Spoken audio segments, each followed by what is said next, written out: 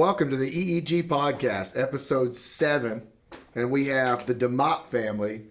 And the DeMott family represents a very large auction located out of, I believe, where are we? Moultrie, Georgia. Moultrie, Georgia. In Okeechobee, Florida. In Okeechobee, Florida. So we're excited today because we got some great people here at the podcast, and we're going to learn everything we can about what these guys do, about tractor and equipment auctions. So let's just get started here, and let's maybe introduce who we got on the podcast today. So I'm John Hunter DeMott. And I'm Terry DeMott, John Hunter DeMott's son. I'm his father. There we go. Okay. Youngest son of 5 children. Wow. So you have 5 children. That's all we have. Man. So let's get right to it. I think we were just talking a little bit. We want to know how you guys got started. I want to back up just a minute. I said 5 children, but I have not only 5 children, I have 14 grandchildren and 3 great-grandchildren. And You got more than that. You messed that up. I got more than 14 grandchildren. You got 13 great-grandchildren. 13? No, I don't. I got 14 grandchildren and 3 great-grandchildren. Yes.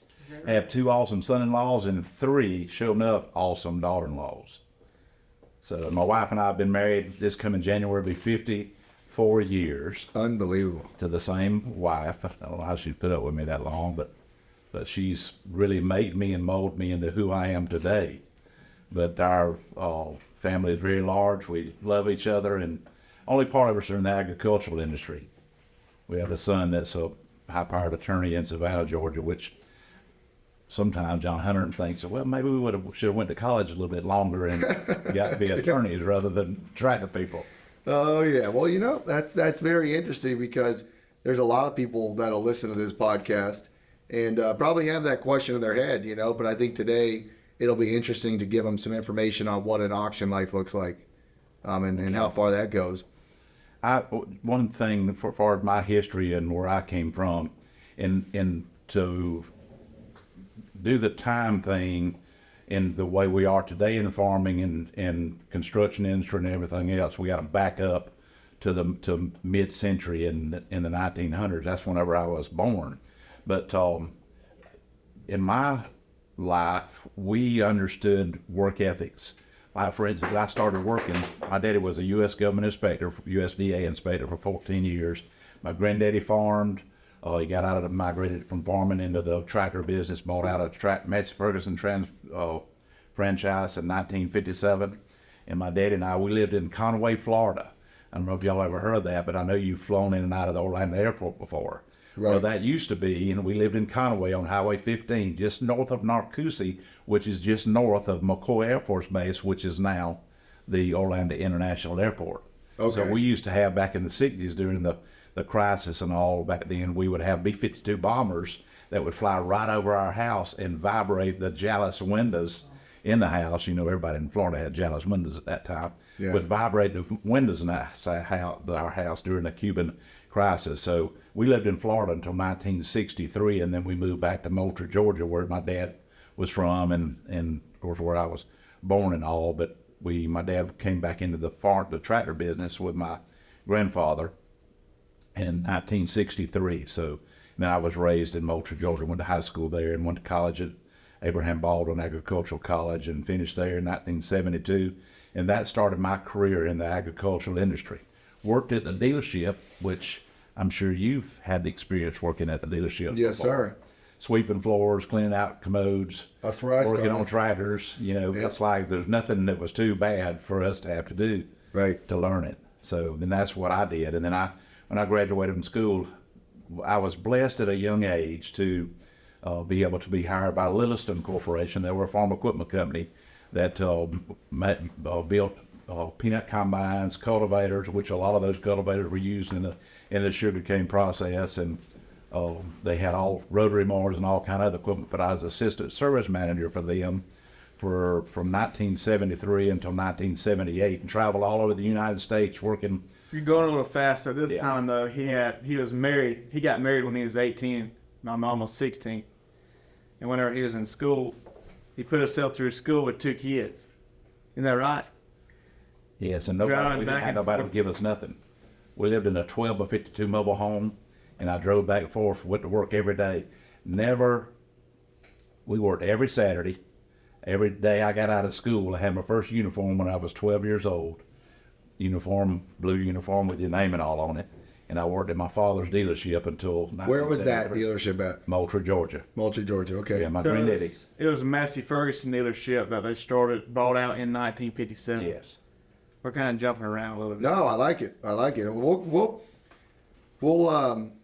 get back on direction here, but like your dad had a dealership in Moultrie, Georgia, Massey Ferguson dealership. Yes. And so just you grew up around that, you said. So 12 years old, you had your first uniform. You were at the dealership then? Yes. And then you go to college, and I like what you said. So you married your wife. She was 16, you were 18. That, first of all, right there is a bold move. Today, you don't see that anymore. Back then, do you remember making that decision? Did you have a mentor that helped you make that decision, or was that just a bold decision you Well, made? no such thing as a mentor back then. Right, it was just You just made a decision. figure it out. And you stuck with your decision. You know, nobody gave us anything. Obviously, it wasn't quite the thing that your mother and father or in-laws would want you to do. But my wife and I basically started off with nothing. We had a 12 by 52 mobile home. My dad let me put it on the dealership property, and that's where I lived. I got up in the morning, walked to work, and went back to the house, and she'd have lunch ready for me and do the same thing at supper time. So That is all in right there. Yep. That's a great story. 12 by 52. We moved that off that trailer to Albany, Georgia, when I went to work with Lilliston Corporation in 1973. Why did you make that switch, though? This was after college. Well, in that time, and I think it's very important that I shared just a second about in growing up in my time, a farmer could make a living off 200, 300, 400 acres. In fact, most farmers made a living off that many acres. There was no such thing as big articulating tractors and all back then until on up in the 70s. But and there was hundreds of farmers in every community like that. Well, I worked there at the dealership, but it wasn't like there was a lot of perspective at that time in improvement or advancement in the dealership, because my father and uncle were there, so they could take care of most everything themselves. And I had the opportunity. Lilliston Corporation came to me at a young age. I was 21 years old, and offered me the assistant service manager job at their company in Albany, Georgia. So tell them what Lilliston is before you move on. And Lilliston used to be, they went out of business in the late 80s. They built peanut combines, rolling cultivators, rotary mowers, was a primo short line So manufacturer. they're a manufacturer. Yes. And I Okay. traveled And all you say over the country. Lewiston. Where was this place? at? Albany, Georgia. Albany. Okay, yeah. And I traveled all over the United States. I'd worked the different peanut seasons, like the first one being South Texas, Stephenville, Pearsall, DeLeon, Pleasanton, all out that area that grew Spanish peanuts.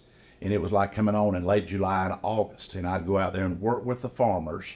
You can imagine being a young guy trying to tell an older guy what to do to adjust his peanut combine and make it where it had less LSKs, to where it would lose less peanuts, where the sample and all would be a lot better. And that's what I had the challenge of doing it as a young man. Then we come back to Georgia, where the Georgia harvest, and then the North Carolina and South Carolina, Virginia peanut harvest, and then we go back out to Oklahoma, and we're at the peanut harvest out there. And I followed behind peanut combines eating dust for many, many miles and years throughout that time. You'd have to walk behind a peanut combine, dust flying up everywhere, to watch the combine, seeing if it was losing peanuts or not, and Make make all. adjustments for better yields. Yes, Because what were you, Lilliston is the company's name? yes. And what were you providing to these guys? I was the assistant service manager. Okay, And I was so you're- providing the service to them. Okay, so you've already sold their equipment. You're going A out dealer, right. You're going out to your own equipment and making sure it's working good and seeing if you can make it work better. exactly. Okay, And then gotcha. they'd create what they call rework programs. Like now, John Deere will send out a rework program or a special notice, and you do it in your service department. We'd actually go out into the field. You know, I'd go worked up in Fargo, North Dakota, all across the Dakotas. They also built an edible bean harvesting machine as a pull type. Had a windrow, and it takes 6 rows of edible beans, which edible beans grow close to the ground. They're not in the ground like a peanut or something like that, but they grow close to the ground. So they actually had to plow the beans up, and then they took a windrow and did windrow 6 rows into one row, and then we had a pull type bean combine that it was just like a peanut combine that would actually pull through there and take the bean and the forage in it, and then put the beans in the basket for harvest. And so we did that all up in Michigan, and we would go to rework programs. Back then, it was 32 hours to Fargo, North Dakota from Albany. We'd drive, we'd get in a truck, me and another guy, and had like 4 teams at work, and we would drive up there pulling the equipment that we had, all the parts that we had to redo. We'd get up to Fargo, we'd have to dig. Did y'all have cruise control on your vehicles then? No cruise control. And you're using maps, right? We were up using maps. Yes, always had a map. Wow. And we were in Fargo, we'd have to take the windrowers would be in snowbanks. And we'd actually literally have to dig the snow out around these windrowers, hook to them, and pull them inside of a warehouse, because you had to get the metal warmed up above 32 degrees. Because if you welded on it below 32 degrees, it would crystallize on you, and whatever improvement or change you made would just break off and it wouldn't last. So you had to get it inside the building, let it warm up, and that's where you would do your reworking program to it. So we did that all the way across the north, all the way over to Miles City and Billings, Montana, and down through. We went down through the Wind River Canyon. We'd have to drive in snowstorms and blizzards and come down to Fort Collins, Colorado, and work on edible bean windrowers. What's like one crazy story from that time that you remember? Black ice? Some black ice? Well, that's another story, but we came down from, when we left Billings, Montana, we came down what they call through Wind River Canyon. Well, what was neat about Wind River Canyon is you're driving through and these canyon walls are hundreds of feet high. Well, you'd look over to the right and the river, from an optical standpoint, was flowing north, flowing up the hill. So you'd look over there and you say, how in the world is a river flowing uphill? Yeah. And it was really an optical illusion because of the cliffs and all that you were in, that river was doing that. Yeah. And at that same trip, just being old country boys, we would get down to the interstate in Wyoming, and you could see a black, red cloud coming up and all, and so we thought ourselves, oh my goodness, we're going to hit a blizzard. So we're actually on the interstate, and we were scared to death. Now, it was a little bit of snow, and then there got to be a blizzard, literally. And we'd see these big old pipe gates on the interstate that they would close the interstate off, and we were scared to death that we was going to get stuck on the interstate and freeze to death out there when they closed them gates. And we finally made it right into northern Colorado before that they did. And so we weren't too far from Estes Park and that area of where they snow ski and all that. Right. Where we were at Fort Collins. But you guys being from Albany and in the equipment industry, heading out to go visit farmers, you'd be well accepted pretty much all over the nation. Well, you'd be accepted. The only problem that I had was my age. I was doing it at a young age, so you really had to prove yourself to them. Why in the world they send this young whippersnapper out here to try to help me with a problem whenever I'm, from a monetary standpoint, losing money when my peanuts being on the ground. So having over that, you realize that you were going to have to learn how to do your job and work and be able to get results for the farmer. Right. So, and then that broke me into where I knew how to work with farmers and all over the country. Also in travel. Yeah, it broke me into to traveling. Most people would stay within the realm of their county or town or whatever. I was traveling all over the United States. Did that kind of benefit you, that you could see like different aspects of how people do farming by traveling like that? Little did I know at that time what it would be educating me for and what I was going to get into in this auction business and traveling. But yes, it did. It helped me out tremendously. Yeah, I mean, I just kind of realized that is a huge benefit. You had a job where you would go farm to farm to farm to farm, and that's similar to what you guys, that's how you build a book in auction and equipment auctions, right? Yes. Yeah. So let's get there. Let's talk about how you end that chapter at Lilliston.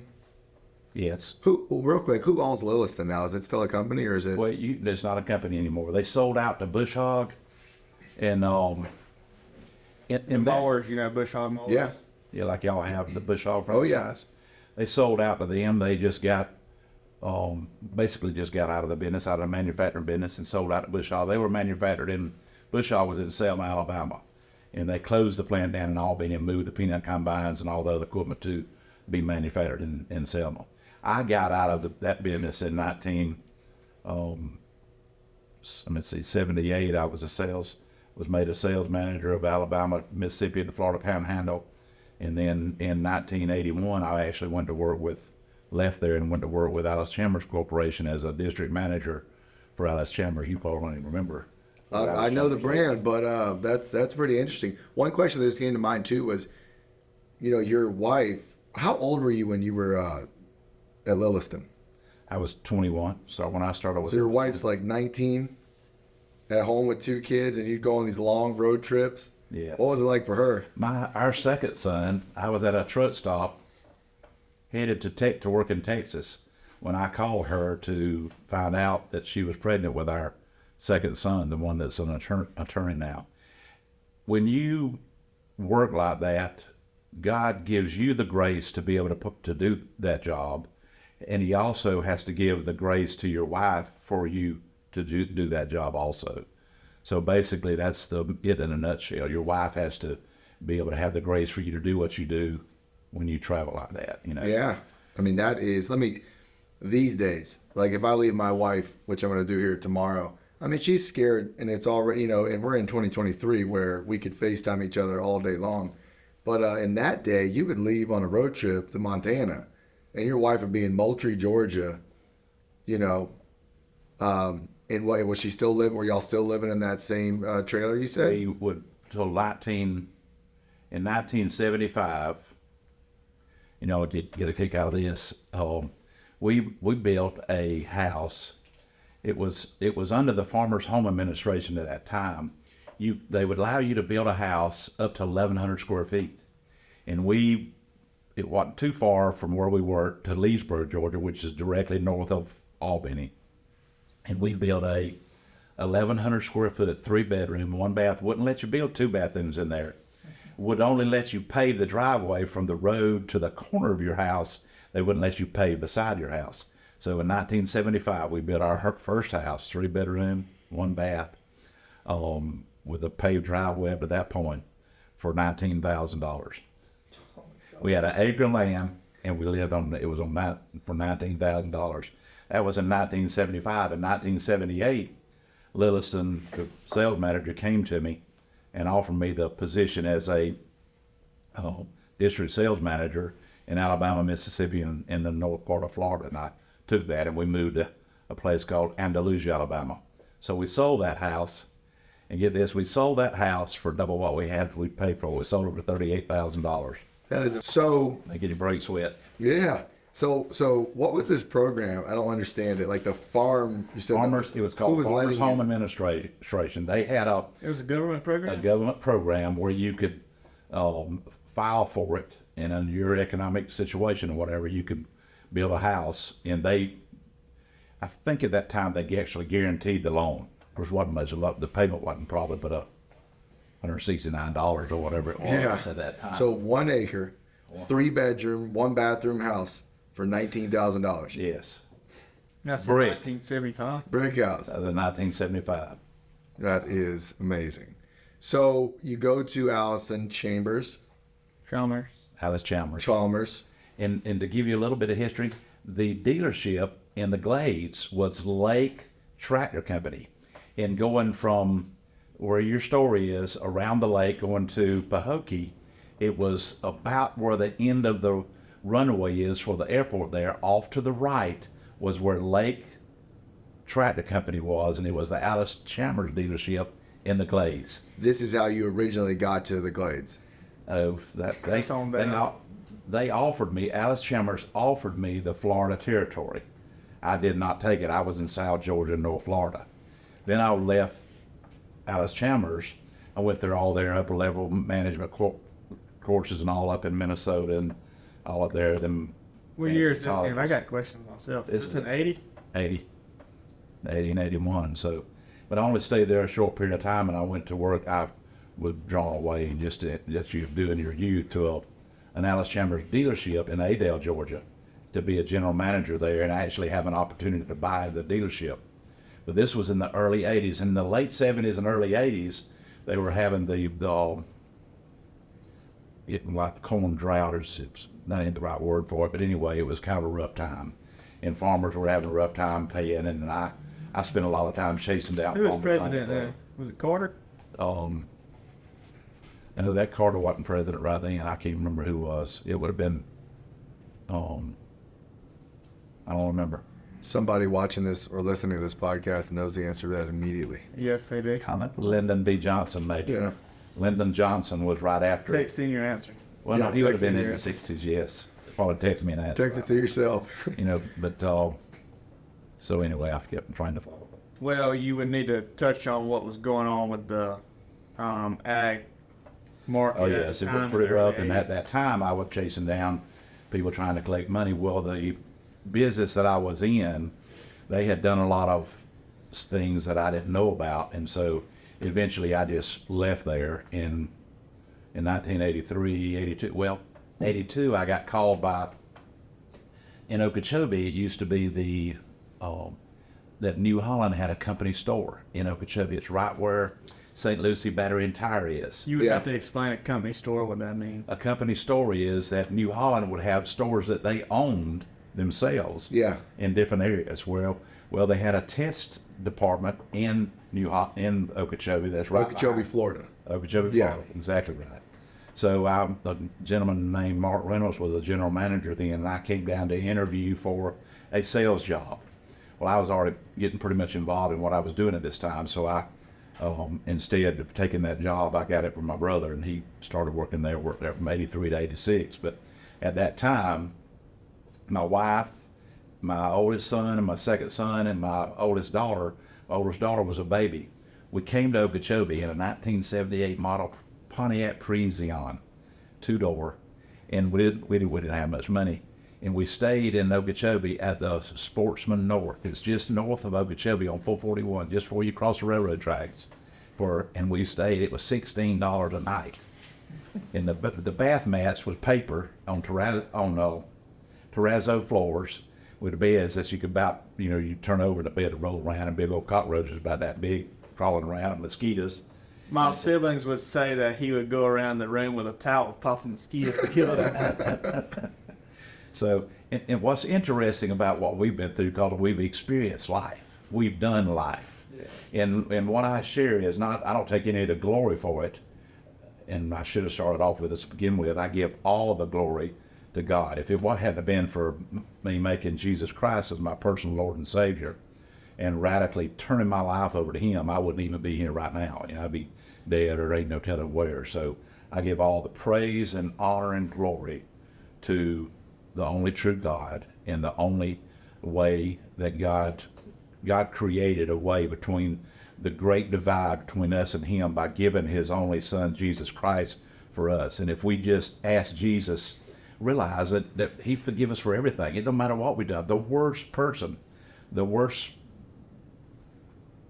abortionist or whoever, He died for each one of us. And I came to know that in I really got saved, and I don't want to get off on a rabbit trail. This is the most important thing I should have shared first. When I was 11 years old, I got really saved at Delaney Street Baptist Church in Orlando, Florida. And I lived my life. My father was a strong Christian, just like your grandfather was. I mean, strong, like J.L. was. Yes. He is. And then when we moved to Georgia and all, I finished school, we got married early. And when I started traveling, at that time, I just really wasn't living my life right. And I backslid up until 1983, 84, somewhere in that time. And in 1984, I really made Jesus Christ the Lord of everything in my life. I got filled with the power of the Holy Spirit in that life, and that's what I've lived on this time. You think when you make that decision that, maybe in 6 months, maybe a year, everything's going to turn around. Well, little did we know what we'd have to go through, starting off from scratch in a business, and secretary embezzling lots of money through us for a period of time. And then of late, in 2003, I fell in the tree stand with him when he was 11 years old. I was just up there cleaning out the tree stand. A swarm of bees come on me. and I went to grab hold to get down through the camouflage real quick like and missed it and fell backwards and broke my back in 3 places in 2003 and had to have a upper one of my, I'm walking now, just a miracle of God. I had to live in an upper body brace for 6 months. In 2004, I fell playing football with my grandchildren and shattered my upper right humerus bone and all, and had to end up, quack doctor said it, and 3 weeks later I had to have surgery on it where they had to re-break and rebuild my right shoulder and put a plate in it. 2005, we were selling out an auction in up there close to the site where Cypress Gardens was, Waverly Growers Produce. And we unloaded a 20-foot container off of a trailer. And it was just me and another guy. We had a big John Deere 644 wheel loader with a set of forks and all on it. We were pulling that container off. Well, I went to adjust a chain and it come loose, and the container crushed me between it and that fork attachment on that loader. Crushed my pelvis, my right leg from my knee to my ankle, my left ankle, and my rib cage. Miracle of God. There was no way that I could have lived through where I was at, but God. In 2010, we sell for Florida Crystal Corporation, and we were doing an auction out at the old Atlantic Sugar Mill. That day, as I was going home, I started having blood coming out my rectum. Well, my wife is in the auction business with us, and she was running the auction. I drove myself to Moultrie, stopping at the rest areas, and I mean, y'all might want to cut some of this out. But I stopped at but I'm on a wagon here, so I'll tell you. I stopped at every rest area and go in there, it'd be like I had diarrhea. Let me add it to that. He actually sold his Duramax in the sale, and he bought one of Florida Crystal's trucks to drive back. So he was driving back probably 150,000 mile wore out truck.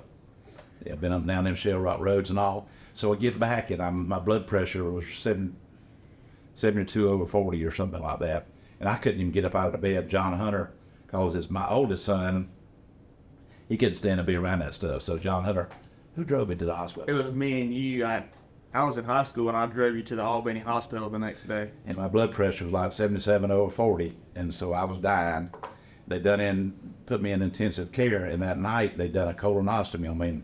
And make a long story short, they found out I had colon cancer, and they let me get out of the hospital for 2 weeks to let my hemoglobin build back up. Then I had to go back in and have a colon surgery to remove part of my colon. What you can formulate from all this is that, yes, to begin with, I said that I had made Jesus Christ my personal Lord and Savior. And by the power of the Holy Spirit, I lived my life.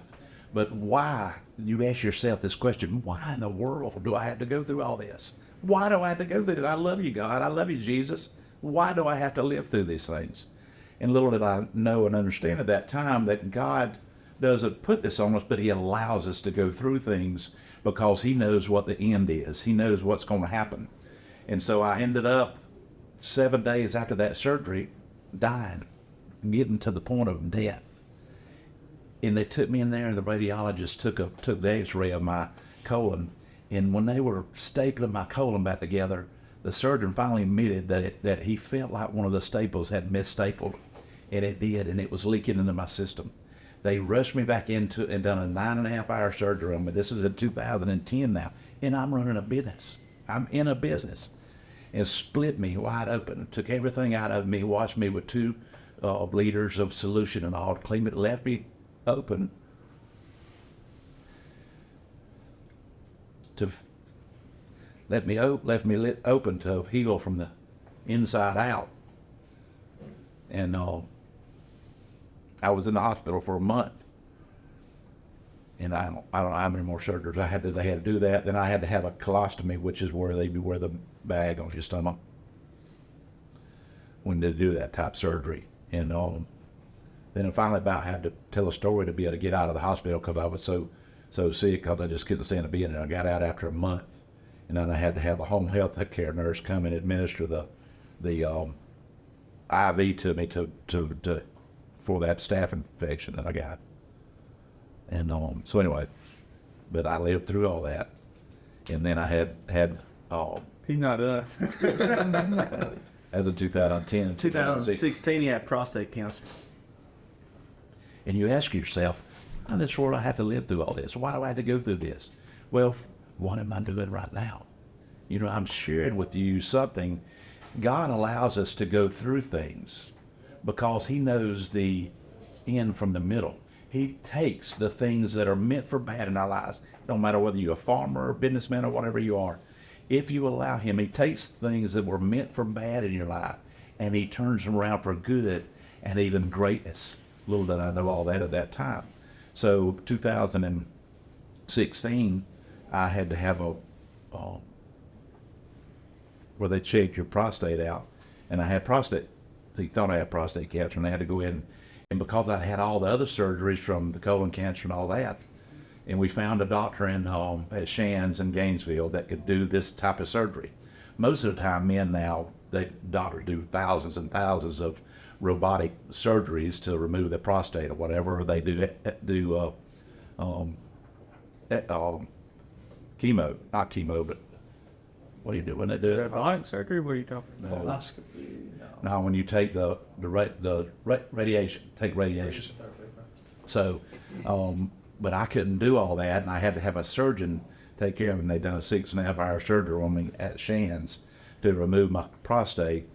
And when they removed my prostate, they had to rebuild my bladder. And then the doctor came to my wife and I just a few days later and told us that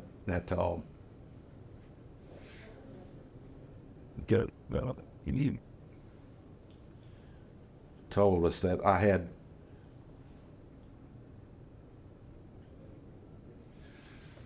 metastatic tumor on L2 on my spine, and the cancer was out of my prostate, and that you'd give me 2 years to live. As a human being, you get kind of emotional at that. But here's what I'm trying to do here, and this all relates to this business too. But God, He told me I had 2 years to live in 2016. On the best I recollect, this is 2023, and I'm here. And of course, I had to go through a radiation for 39 treatments after that all. But my PSA is 0.0100. So it's almost undetectable that there would be any cancer in my body. So God uses, and that just happens to be my testimony, bad things that happen to us to make us into the men and women that He wants us to be, that can make a change and make a big difference in this world in today's time.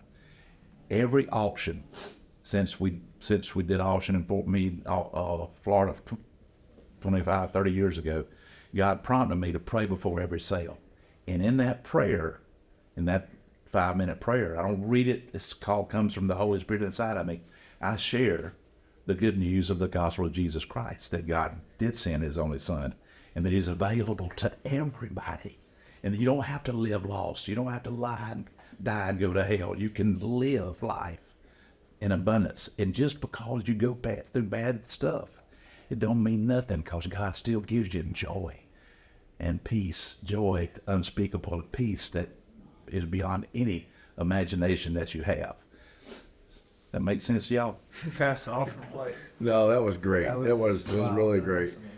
So all that does is set the stage, and that's what I share with y'all and what we're doing now. It's really complicated, but it sets the stage for who I am, who this business is, who this young man is, who our family is, and the way our work ethics and the way we work, and what we have provided to not only Florida, other states too, but mainly in Florida for what we're conversing about.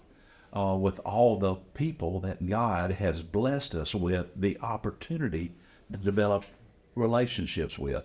Amen. Across the whole line, from J.O. Selector to your dad sitting in there, to Bob Wells or Gary Noel or David Lively or James Gullett or Richard Bertrand, or all the different people that we have relationships with because we've worked with them all through these years. Man, there's no telling how many farms James Gullett and I rode in, looking at machinery. And this was before the advent of all this stuff we got around us now, and the cameras and everything. You had to go out there and physically look at the track. We're jumping around now. You need to. Yeah, man. Yeah, well, let's bridge that gap. We're getting that. We got that. Let's bridge the gap of how you go from. Can I ask? Go ahead. So I want to ask this because as someone who's who had his doubts and turned in the recent years, and it's done tremendous things for me.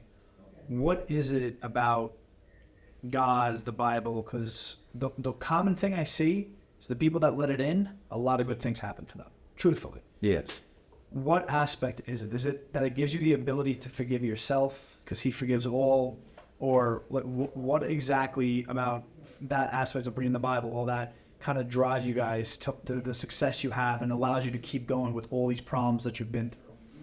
Because what happens when you make a profession of faith, you believe, and it's simple, you believe that there's only one true God, and you believe that the only one true God loved each and every one of us, no matter what we did, so much that he actually bankrupted heaven and gave everything that he had in and through his Son, Jesus Christ, so that if we would accept the conviction that the Holy Spirit brings upon us, wooing us and convicting us in the midnight hour, not by somebody talking to you, but when you're laying there in your bed and you're thinking thoughts and you're thinking bad thoughts and you feel condemned about so many things, the Holy Spirit comes to us and draws us to the good news of the gospel of Jesus Christ, which is that what?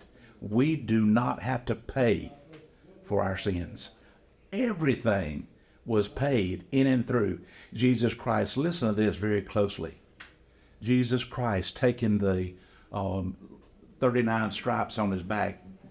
The Roman soldiers, big, brutal Roman soldiers, took the cat of nine tails, which was an instrument of torture that was meant literally to bring somebody to death. He took the 39 stripes upon his back by the cat of nine tails to appropriate what? For no reason at all? Isaiah 53:4-5 says he was wounded for our transgressions. He was bruised for our iniquities, and the chastisement of our peace was upon him, and by his stripes. Can you imagine if you're strapped to a post and a Roman soldier takes a cat of nine tails? Could you even take one lashing?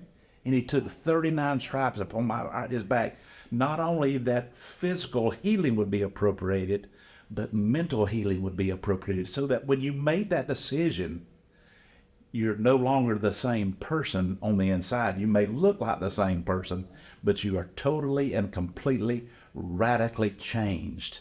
And your name is written down in the Lamb's Book of Life in heaven, and you have the comfort and the consolation to know that if you died today, you would split heaven wide open and not hell. And it's just the truth of that. Everybody tries to tiptoe around it. Everybody tries to use friendly. They'd have to try to make a friend to bring them to Christ. Yeah. And they say, well, if you don't, you might drive them off. Well, how are you going to drive somebody that's already off? You can't, they're already off. And you never know what person it might be the last day that they are living on this earth, and they may not be there the next day. Right. So you have to take that. I'm not talking about force fitting and whatever. I'll give you one little quick story right here, and it's really good. But I think it was James Gullen and I were at a strawberry farm in Plant City years ago, and we were going out to look at this guy's tractors. Well, he was well inebriated whenever we got there, and he was cussing me for all I was worth, and he didn't even know me, so just calling me all kind of names. Well, then to me, that was like lighting my fire inside, and I just kept looking at him and smiling at him and taking what he was putting out to me. And then later on in the conversation, he had his little brown bag with his fifth of liquor out there underneath the chair where he had been sitting, and he said, well, just how can you know what you're saying is true? And so I ended up praying for him. And after I prayed for him, I prayed that God would make him sick with that, putting that alcohol in his body. And he couldn't drink alcohol anymore. And I ain't no sooner prayed, he said, I felt nauseated. And he went over behind the barn and threw, That was and threw up. instant prayer, or prayer instantly answered. And he came back over there, and I led him to the Lord and hugged his neck. All that, well, but all that kind of stuff, but just all kind of experiences like that God's put us in. So you say, well, shouldn't you have been a preacher or something? Well, I am a marketplace minister. We all are in all reality. Whether we share with one person or a whole group, we are called to share that with other people. And we know that we live in a bad world, even though y'all didn't live in the world I did before. You know this world is bad. And that there's something that we haven't done that's allowed it to be the way it is now. And that is that we have not shared our faith enough with the people that's around us. I would say my answer to that, Tony, is, and I think it was fascinating how you said it seemed like maybe in your late 20s or your 30s is after you were backsliding, you really devoted your life to the Lord. I think it's that people, including myself up until recently, because I had a similar story, don't realize the joy you get out of putting what's in the Bible to the test. You know, it's not just a book full of things to consider. It's really a guideline, and when you live by the teachings in the Bible, I've seen it produce joy and seen it produce blessings like you cannot find. You know, you talk about my grandfather.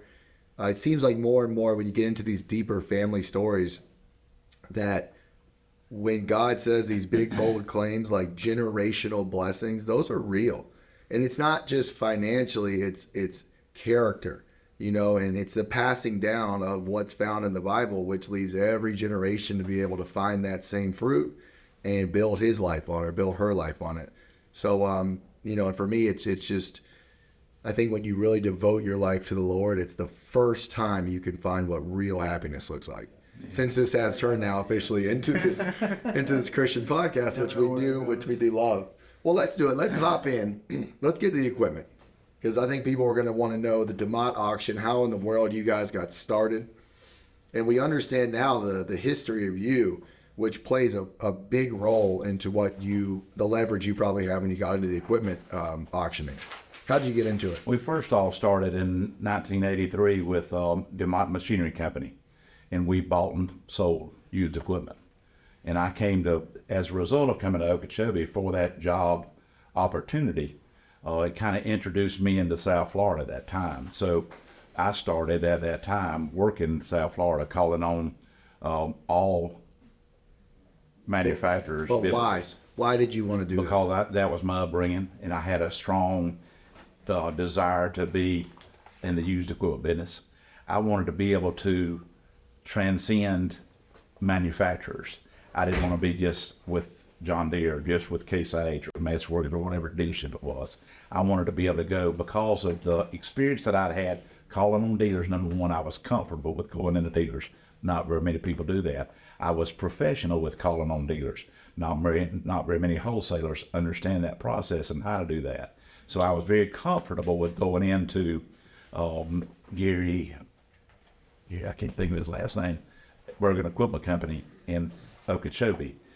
The manager used to be Gary, I can't think of Gary's last name, but anyway, I was comfortable going in and sitting down with him, or Mr. Bergen, or Mr. Select, or whatever. And that made a big difference in what we were doing. But I had a strong interest in being able to buy used equipment, used tractors and equipment. And at that time, you had to go with a dealership salesman. First of all, start the relationship, then go with a dealer salesman. Oh, we're talking in the early 80s, right? Early 80s, yes. That you had to go with that dealer salesman out to that tractor physically. Wasn't no cell phones, wasn't no digital cameras. I mean, you might have had a camera with you, like a 35 millimeter or something, but you physically had to go to the piece of equipment to look at it. So when you very first started, where were you? Where were you physically in the United States? Georgia. In Moultrie? I lived in Moultrie. So you came back to Moultrie, and you basically said, okay, now I'm going to get into the used equipment business. Exactly right. And do you remember your very first opportunity? Our very first opportunity was when we lived in Adel, Georgia.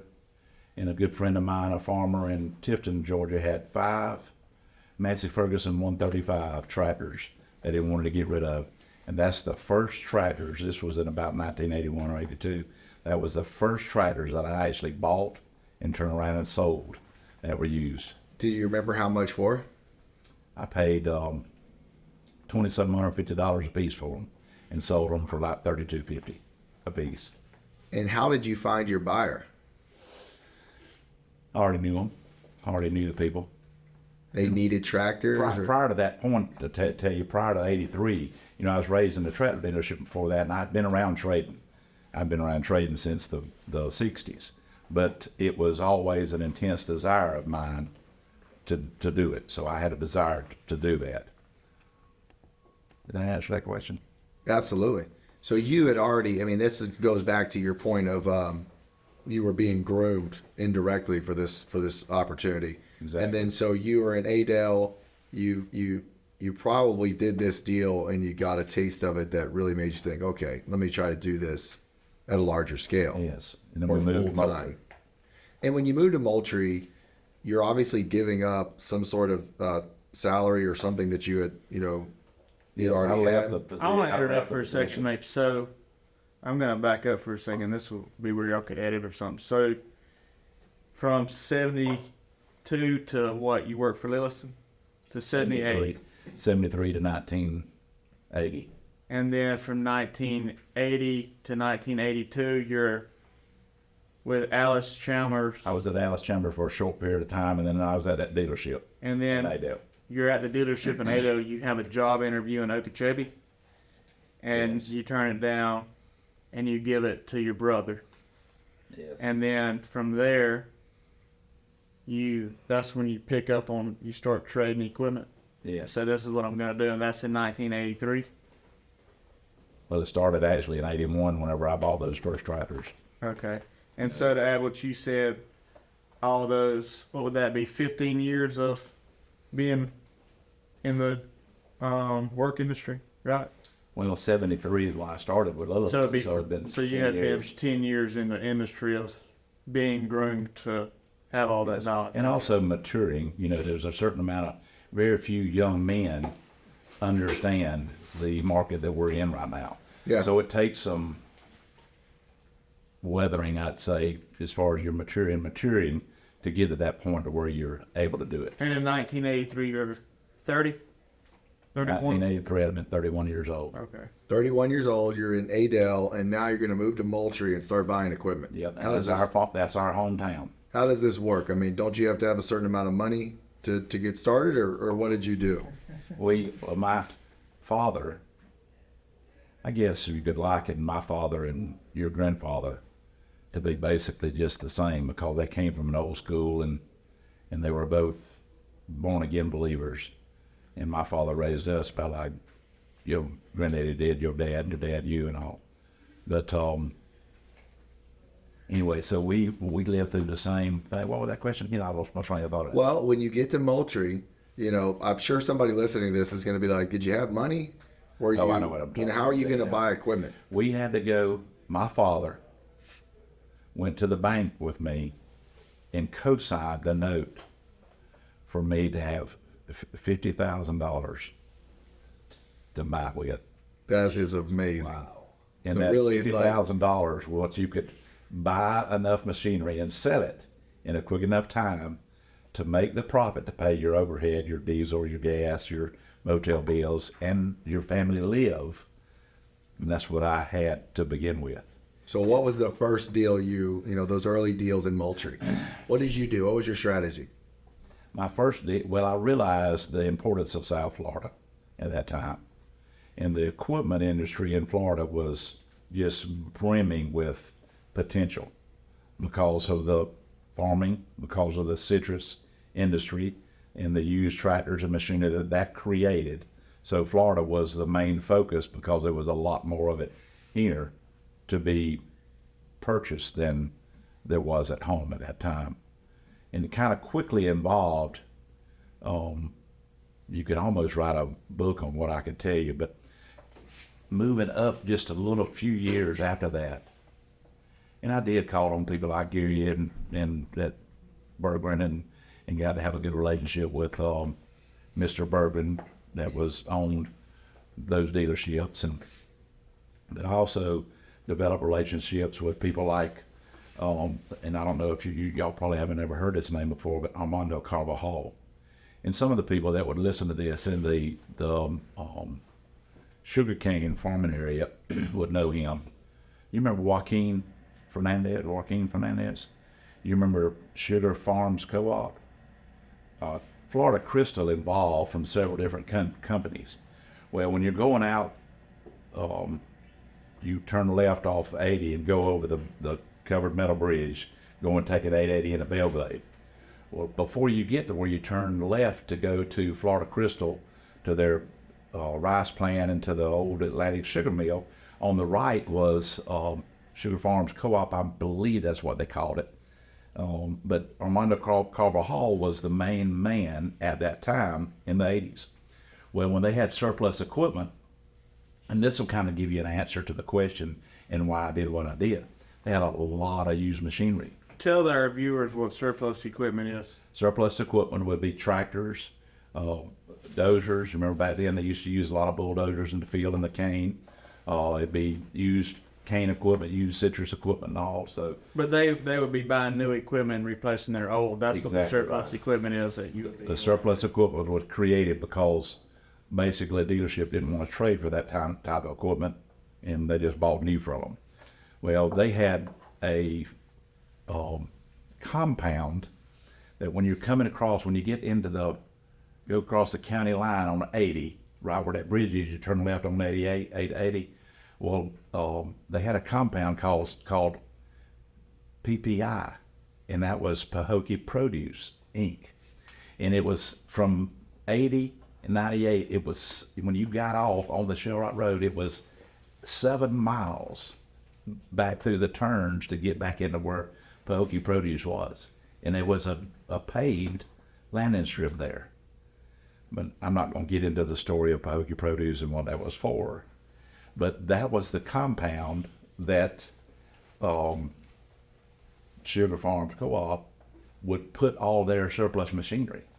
And along about 1986, 87, somewhere in that standpoint, I bought close to 100 tractors and dozers from Armando Carvajal. That was their surplus equipment, and it was all out there in that PPI compound. If you could have, wish I'd had pictures from it back then. It's like going to some third world foreign country and making these shell rock roads. And rolling up on a whole bunch of equipment. But really quick, just to back up to the question was, when you're in Moultrie and you don't have cell phones or anything, where do you have all these people's phone numbers stored?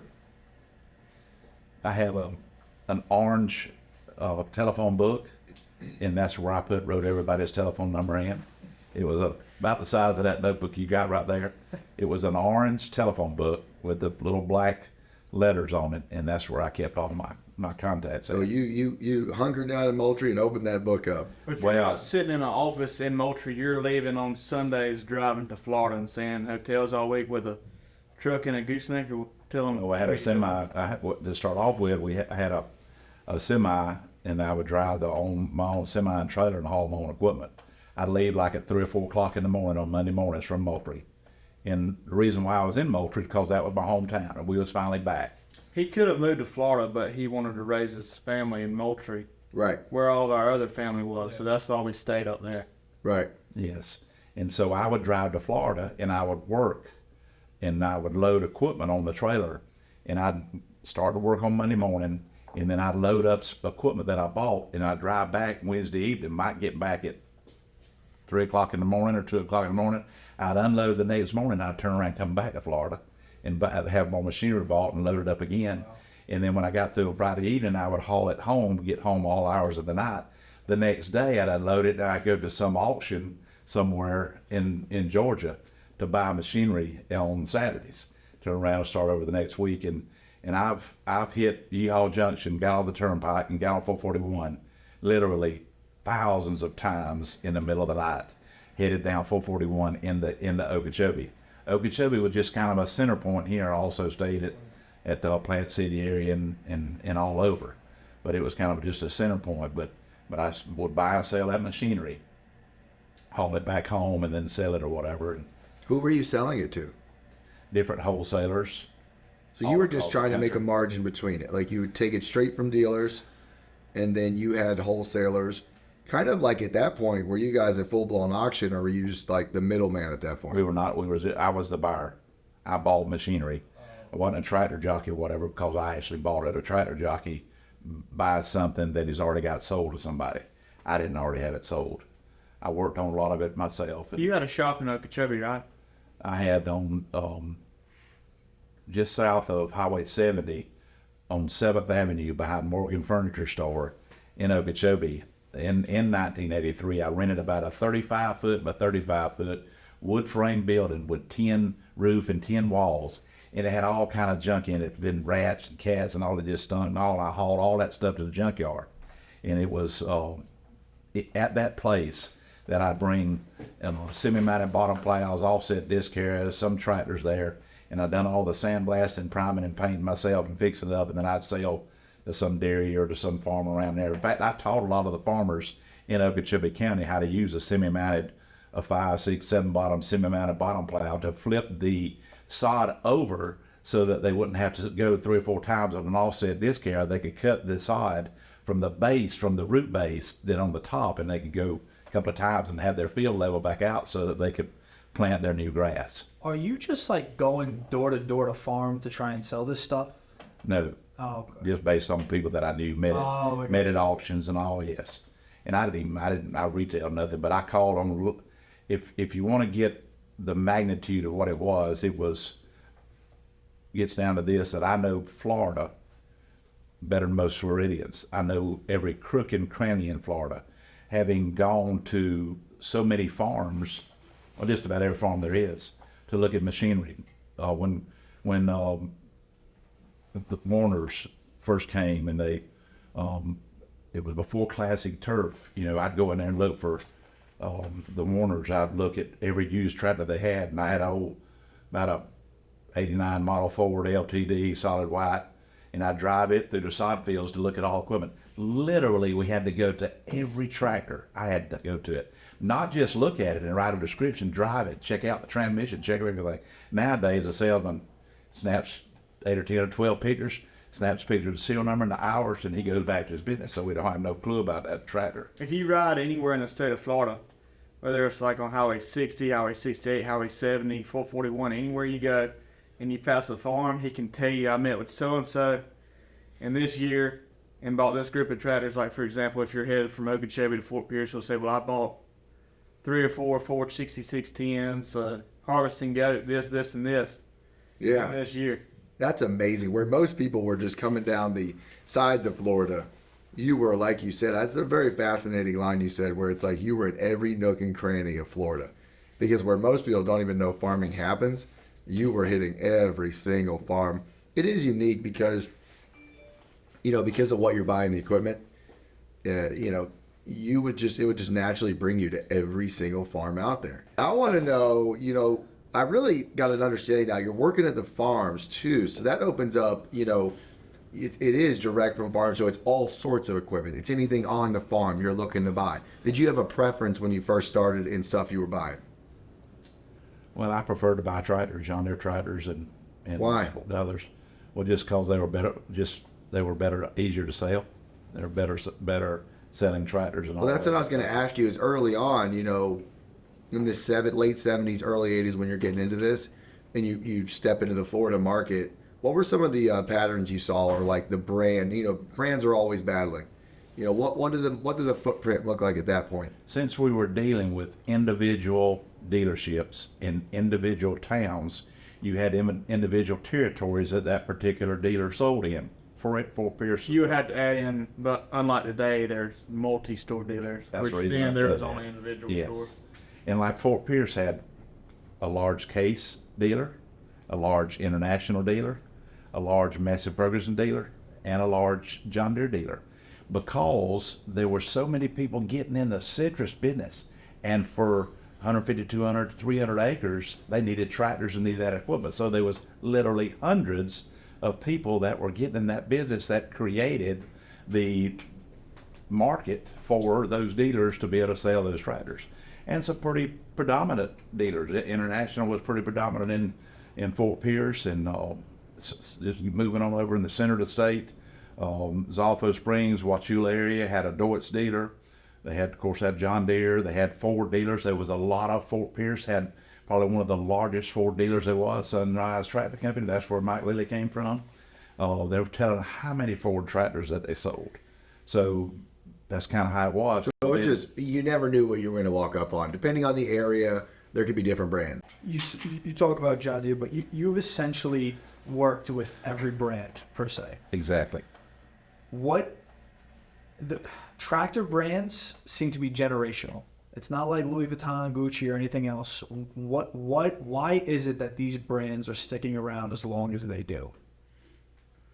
Or are you asking, like, why do people stick with a certain brand? Well, a little bit of both. Like, obviously, if people are going to stick with the brand, and because people stick with the brand, it's going to last so long. Probably the question to ask would be, what's the transitions you've seen of different brands from the 80s to now?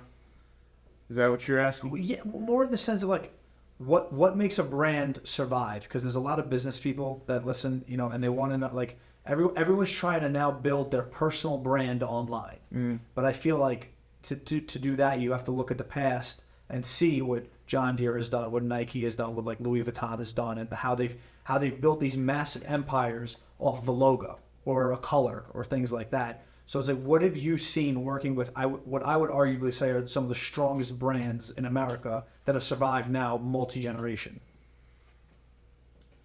Well, the one that would come to my mind the quickest would be John Deere. It's just, and it's not, some people just get John Deere on the brain.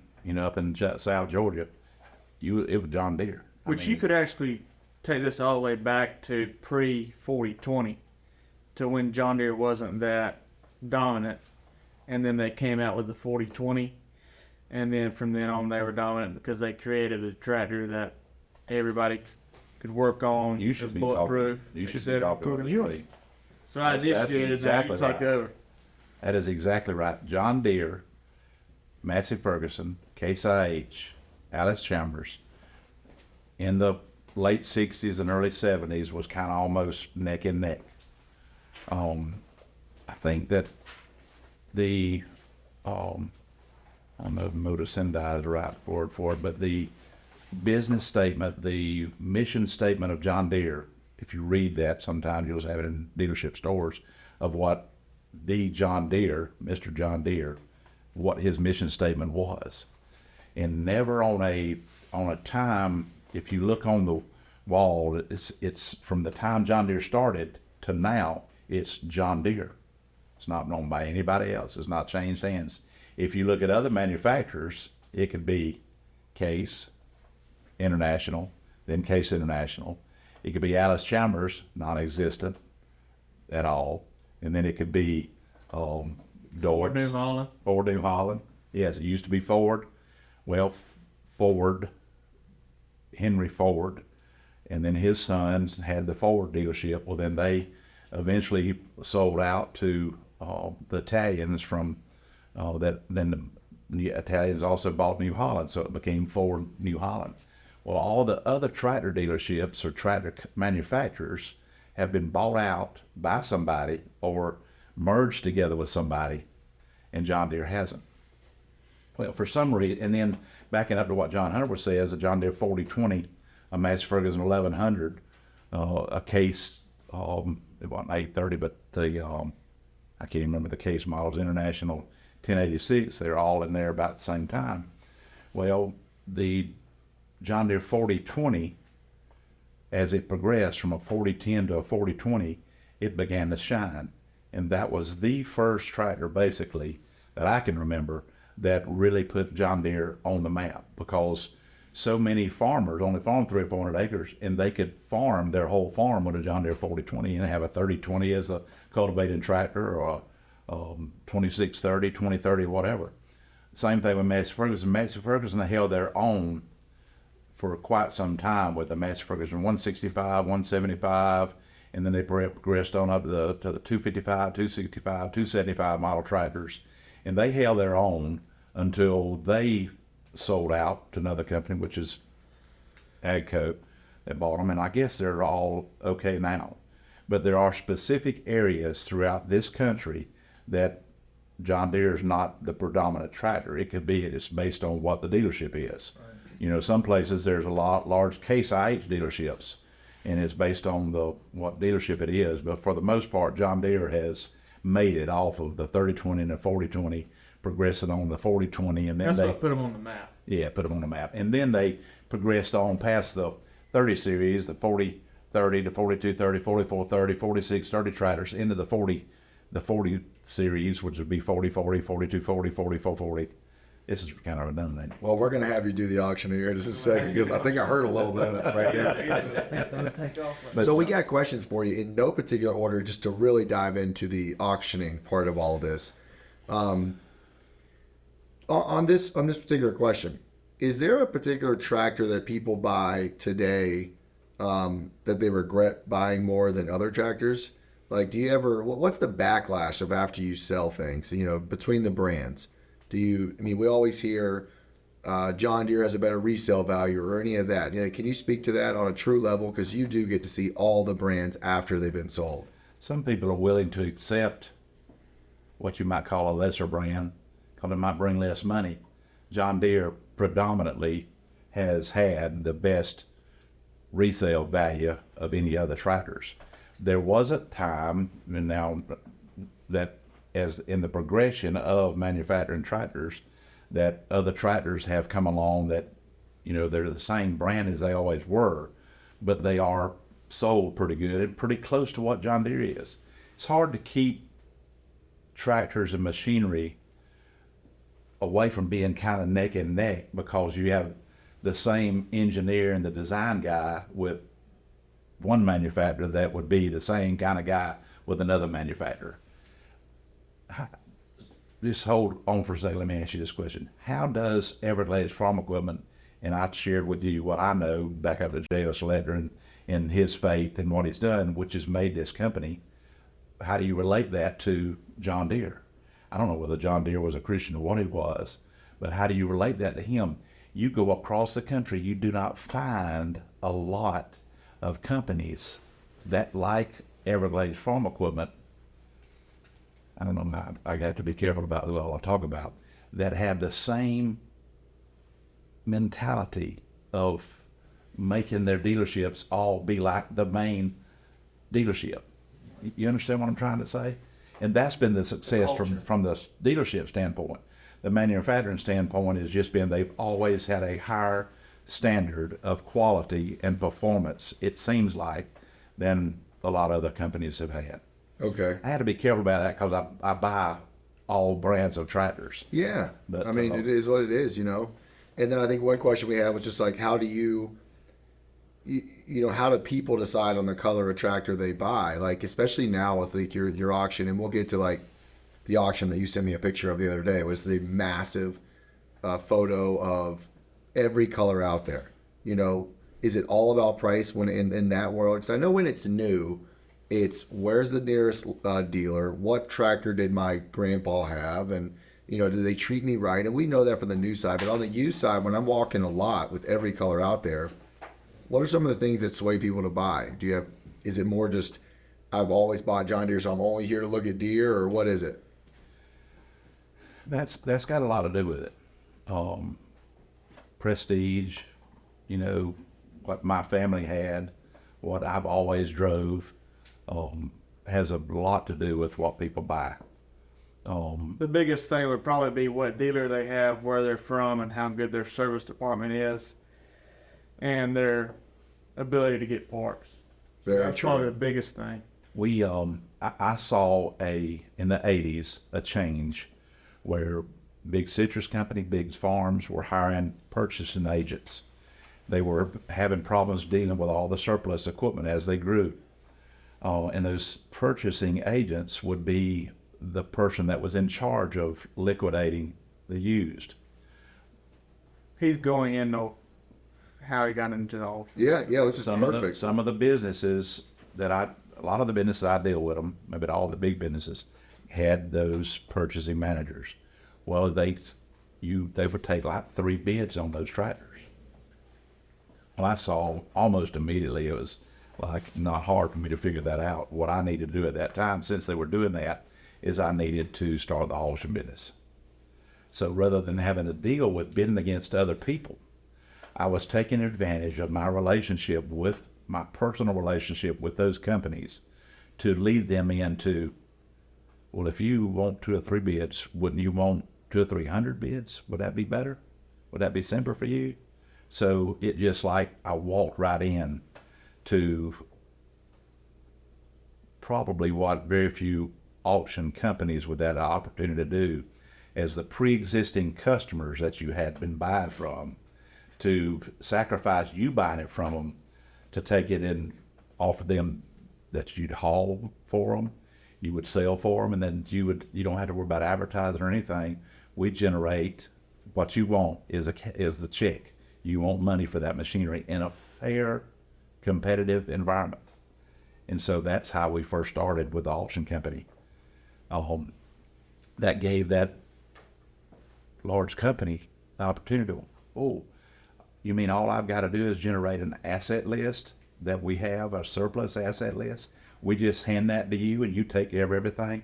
All the promotion, the advertising, the logistics, the selling it, the collecting the taxes for it, the transferring the titles for it if it was titled vehicle, and then in the end, I just pay you a commission and then you give me a check. Well, it was signed a contract and it was over with. And we were able to do it with probably the large majority of the large farming organizations in Florida, which was to our advantage. One example and this is out of Immokalee, because of our relationship with the farming community there, the first auction that we actually did as an auction company, I went to Missouri Auction Company at the Missouri Auction School. Missouri Auction School in Kansas City, Missouri, at the old Icon stockyards. I mean, where jillions of cows was brought into the sale. It was a neat place to go. But that's where I went and got my auctioneer's license in 1994. And in 95, in January the 28th of 1995, and I don't have that date written down here, I just remember it, we had the opportunity. Johnny Johnson had passed away in Immokalee. Johnny was one of the largest single-family tomato growers, very successful tomato growers in the country. And Doug Johnson, his son, I met with him and we signed a contract with him to sell out his estate. And we had an auction just north of Immokalee before you get to where Highway 82 goes back to Fort Myers. And we sold right at 1,200 pieces of equipment, the very first auction we did. And in that auction, January the 28th of 1995, that's the auction that started us off. All right, questions on this. Where was this at again? Where was the actual auction? It was about 3 or 4 miles north of Immokalee on Highway 29, just south of where Highway 82 goes back towards Fort Myers. Because that was a question I had. Let's say you meet with a few purchasing agents and you get the contract signed to get their equipment or their surplus asset list. Are you having to take all that equipment to the spot at the auction right then? We have to move. We set up because it's usually about in time for us to be able to take pictures, get the listings and all that. But yes, it moves to the auction. We would have a date that we would be working towards, right? Yes. And so the said company would know the date and we would let them know that it was going on and they produce a asset list. Is that right? Yes. Back in the day, it was like as they progressed in the year, most of them, their fiscal year end was the end of December. So they would order their new equipment then and start getting in January and February. For the most part, it would be April that we would do. In fact, this April will be our, probably knocking on the door, the 30th annual Citrus Ranch and Produce Special that we do in Okeechobee. That's what it'll be. But most of those companies were set up to where they'd get their new equipment in, get all it moved over, and that's whenever they'd have us pick up the tractors and trucks and all to put it in that Citrus Ranch. What was it like logistically picking up all this equipment? Well, it was, of course, a challenge, you know. How did you go about it? We have semis that we haul machinery with, and most of the time the pickup trucks, if they were still drivable, they would drive them to the auction because it was, at that time, from 1996 until 2005, it was at on Highway 98, just before you get to 27 in Sebring where we did them at. How about the money aspect of it? Like you're saying, is money passing hands before you sell it, or are you just basically getting their equipment, putting it on a lot, having the auction, and then, are you having to pay for that equipment? It's kind of a small description of what you do, but it entails a whole lot more than that. It's picture taking, how good it is. It's advertising newspapers and radios, and it's preparing as we progress, getting better and better, building that brochure with good-looking pictures to make it enticing for people to come to that sale to buy those items, plus making it informative for them to be able to physically see a tractor, see a sprayer, see a pickup truck that they might want to buy. So most people that come to the drawing. auction already know about the equipment that's going to be out there.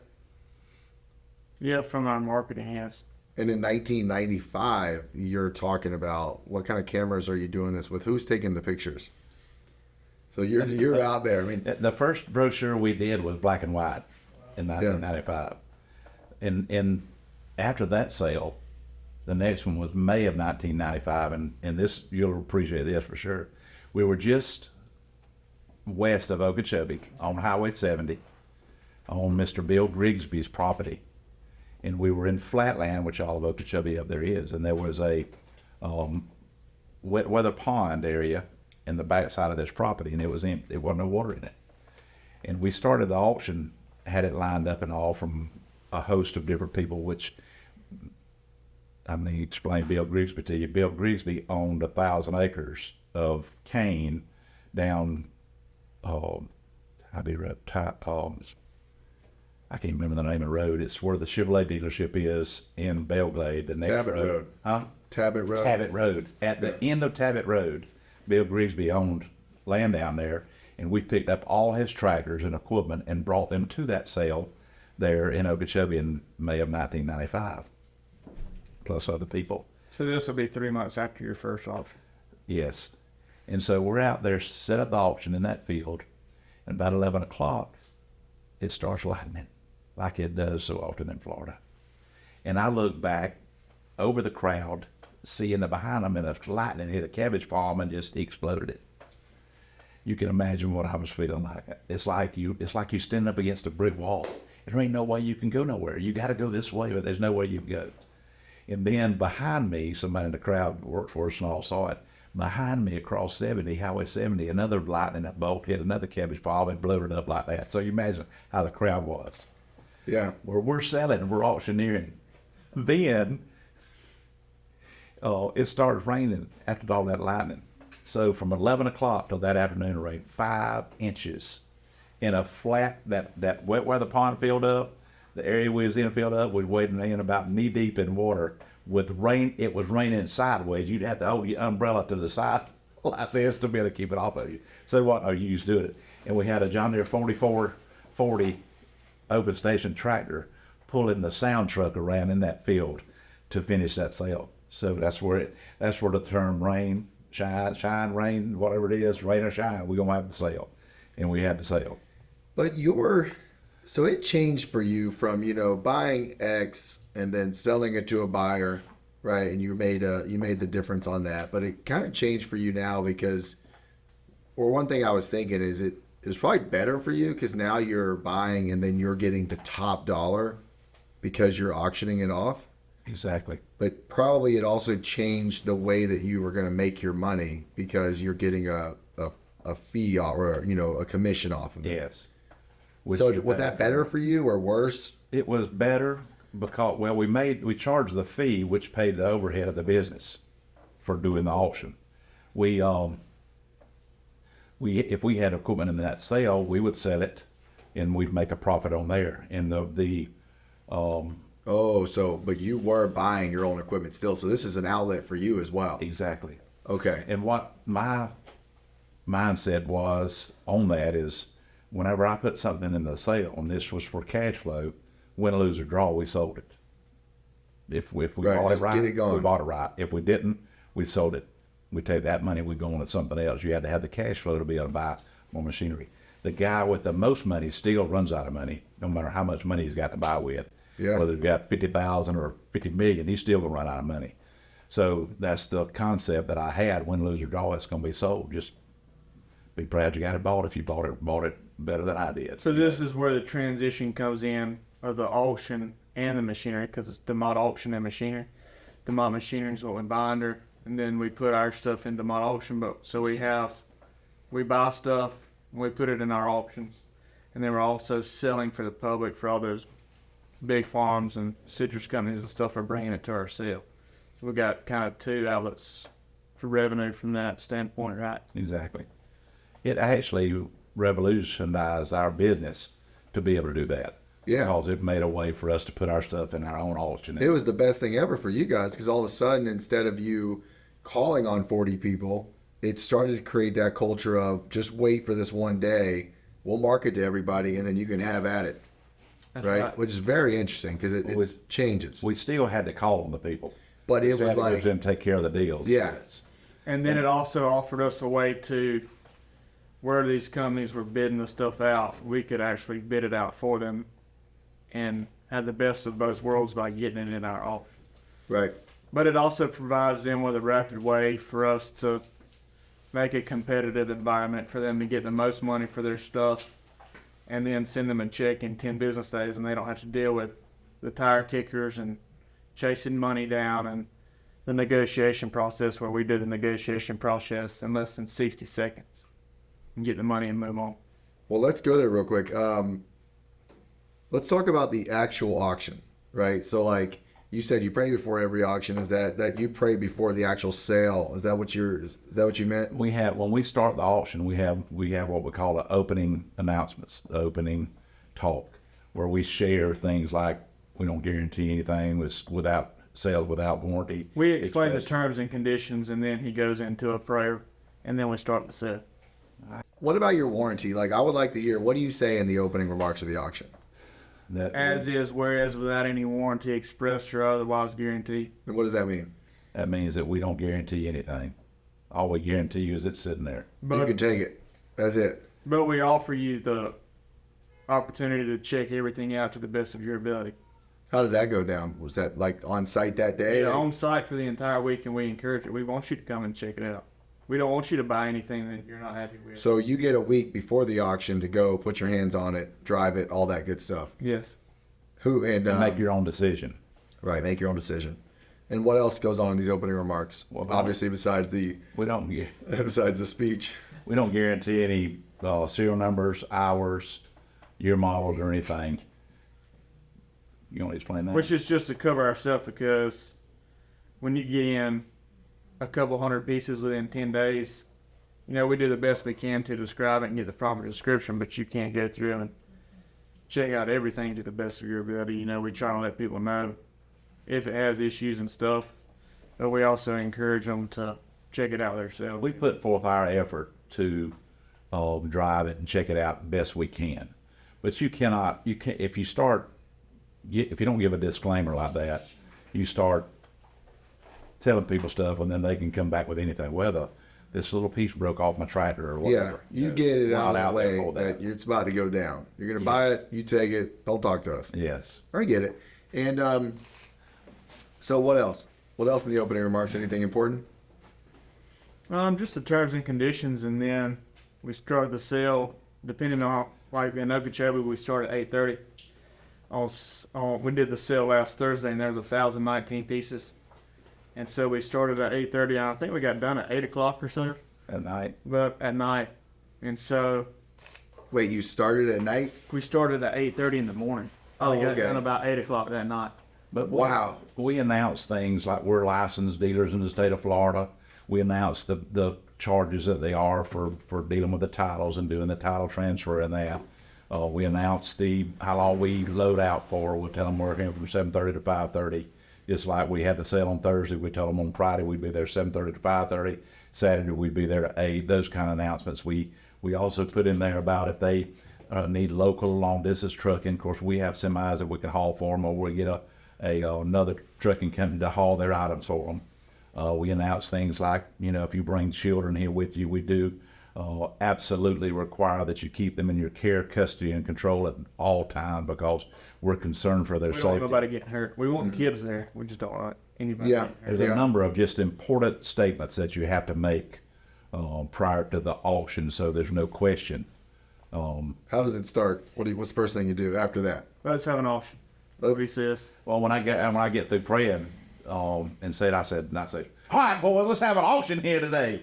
It's going to be a great day. Just like Thursday, it was a beautiful day. Man, it is a beautiful day today. It's cool and the sun's shining and all. Let's have an auction. And then what? And then so you step over to the first piece, and what's going on? Well, we're usually, like Saturday, we have 2 auction trucks, and we have a small item row that probably has 300 items in it. And we have 2 trucks with sound toppers on them, with nice speakers and all on them. And they sell simultaneously on both sides of the rows. One truck, ring 1 will be right here, ring 2 will be following behind him so they don't mess up on the sound. They're driving through the rows. They're driving through the roads. We've got clerks that write tickets. We've got ring men that are taking bids, and everybody's walking through those items, and they're moving down that road selling tires or tire changers or welders or whatever. And what does it sound like? The first, like, let's say we pulled up the first truck. What does it sound like? Well, he knows exactly. He does that, so he knows exactly how to tell you. What is it? Well, that'd be them auctioneering. What does that sound like? Let's hear it. What exactly does it Come sound on, like? someone's got to do it. One of you's got to do it. Well, $5,000, $6,000, give $7,000, $8, $8,000, $9. Hey, what I give $9,000, $10, $10,000, $11,000. Hey, what I give $11. And so people are just raising their hands, or do we have cards, or what is Yeah, it? they're raising their hands, and then our ring men are taking bids, yelling. It's wild. It actually, I've been buying at auctions my entire life, and whenever I go buy at auction, my heart still races. And so it's on. And It is on from the time you start to the time you sell the last item. It's on. You don't stop. Ain't no stopping. Ain't no break. There's no breaks at all. You just roll. And man, that sounds exciting. We get concessions and all there. They provide hamburgers, hot dogs, cooking for them and all. And we don't. We just want them a hamburger, hot dog, so they can go get it and come back in there in the bidding process. Thursday, we were averaging between 60 and 80 items selling an hour. So we were getting down with the program. So we sell the first, like tractors, like big equipment. yeah. And so we sell them first 2 rows with the Small items. those first 2, those small items with the sound trucks, and then from there we move to a tent. And we Why have, have we done that? and we have a catalog, and so we actually offer you can be there in person, and then we have 3 different online bidding platforms that if you can't make it to the sale, you can bid online. What's the name of them? It'd be DeMott Live, Proxy Bid, and Equipment Facts, and then Why do you have 3? What is that? people like different platforms. Oh, but you connect each of these platforms to y'all. So there's probably in y'all's world today, you can say, hey, you can just sign up to be on this live bidding site, Yes. and you could pick the ones you want to be on. Well, the main reason for it is the exposure. Yeah. You're exposed to tens of thousands of Right. of potential bidders. And so, what is the battle like between the dudes or females that are there versus the online, and how can you tell? So we have ring men on the ground, and then the auctioneer will actually say, DeMott Live, you're in, so-and-so on the ground's out, or so-and-so on the ground, you're in, DeMott Live, you're out, you need to bid again. What control panels do you have that tells you what to do when you're up there in the sign booth? So we actually have screens up there that'll blade whenever the actual platform is bidding, and so like we can see up there that DeMott Live is in at $10,000, and we're asking so-and-so on the ground if they want to bid $11,000. Does it show the state or anywhere where they're from? Yeah, that's not a big part to it though. But it's so like, how? So basically, on DeMott Live or on the online auction, it doesn't care who it is. It's just that if somebody gets to that number you need to get, there's always someone there. So when y'all are saying DeMott Live, you got one. You don't care who it is. You just know there's a number there that needs to be beat. Yes. Gotcha. And it'll be showing on your, like for instance, an iPad. They'll Yeah. have a monitor there, and we'll have say $3,800, 39. Well, then they look on here, 39, now 4,000. Internet's you out, 4,041, Yeah. 42, like that. So that's Internet you out. Yeah, internet's you out. DeMott you in. DeMott Live you in. Or Proxy Bid you're out. Proxy Bid you going to sleep back there. So we'll have 3 different individuals that actually man the online bidding platform, which is on our auction block. Right. We have a thing that we can see it, auctioneer, John Hunter, Equipment Facts, Proxy Bid, and DeMott Live will all be up in there in the booth with us. So they don't actually have to say a word because they can see it changing on the ground. But they say, yep, whenever the online people are Is there a just so the benefit? people that are there. Is there a benefit to being on either platform, in person or online? It would depend on the person. Depends on the person. What we've seen is, in what you were talking about the draw and how the different people come online, is that a lot of people will come to the sale, and once they get acclimated to bidding online, they go home and bid online and won't even be out there in the crowd. Yeah, once they get it, they're like, okay, now I get it. Yes, they'll go home and we'll see them and they'll be right there in Okeechobee bidding, or they'll come pay for it and then they live in Okeechobee. How do you make smart bids on tractors? How do you make smart bids on equipment? I guess one would be, if you know what the new price is, if you're trying to compare wanting to buy a new one or a used one, you would know how much the new one is, and if you're trying to save money, for example, what's the other answer to that? Well, it's all according to what your budget is. You know, if you can afford a $150,000 tractor, or you need to buy a $35,000 or $50,000 tractor. So they've seen what they bring on the sales, and that entices them to come. There's no chance that these people are going to buy a new tractor. There's no chance. They're going to find the used tractor somewhere. We just provide the place that unit's at, that they can come and aggressively bid on it, competitively bid on it to get somebody else and to get it bought. As auctioneers, is that what you say in this case? Y'all are auctioneers? I can't auctioneer. I don't really consider myself. Or as an auction, how do you keep yourself from getting scammed? Like, what's the parameters around, everyone's waving their hand up for 10, 40, $100,000. What's the process of collecting that money? So when you register, we require, obviously if we know you, then we don't have a lot of special requirements just because we've done business in the past just like anywhere else. But if you're new, then just as a safety measure for us, then we require you to have a bank letter of guarantee. So for example, if you want to spend $10,000, we just Got to get the bank Call to your say you got bank. 10,000 For that particular day, for that date. for that date. Yeah. And it's just, it's simple. It's just like anywhere else. They give you a credit check, and that's just kind of what we're doing just because we don't know you. Once we get to know you, we don't really require that. Before we did that, we would be, if we had questions, if a person was questionable, we'd beat a path at a bank so fast it'd make your head spin to try to get that check cashed, turn it into a cashier's check or whatever. Because the statement that you made makes the reality of there is somebody that could do that to you is right. Does equipment leave before you get money? Or I guess they give you a check. So does equipment leave before the money's cleared? No. Right. You're going to make sure. If we know you, it's different. But if you're Right. good, then we make sure the money clears, and then you can leave with your item. What is bidding etiquette? When you go into an auction to bid, if something, you guys started off by saying, 5,000, we'll start at 5,000. Is there any etiquette that goes along with this? Everybody asks before the sale, they ask what you think it's worth, or where's it going to start at? They'll ask those questions, or what it's got to bring.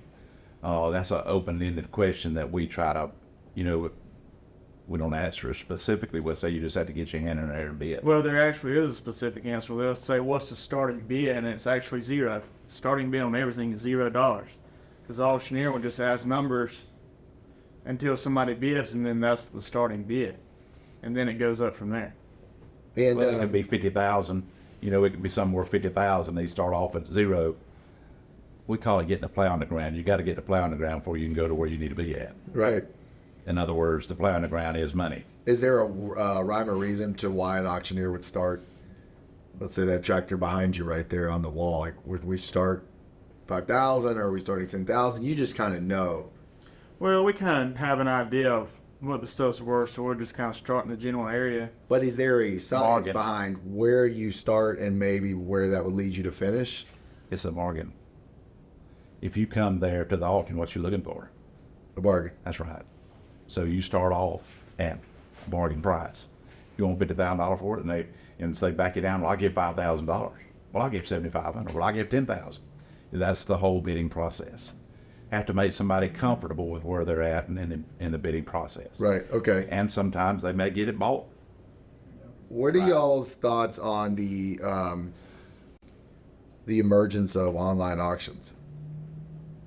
Well, we obviously love live auctions, but we also see the need for online auctions because of, I guess, everybody today is so busy and it's hard to get people to the auction sometimes. So we see the need for both, and we've actually started doing a every other month online only auction. And so, I mean, from a traditional standpoint, we like the live auction a lot better. But we also do see the need for an online-only auction for a convenience standpoint because of how busy everybody is. Well, you guys are equipment buyers. It's interestingly through this conversation, I've realized you are an auction, but at heart, you're equipment buyers. How has the internet affected your ability to buy equipment?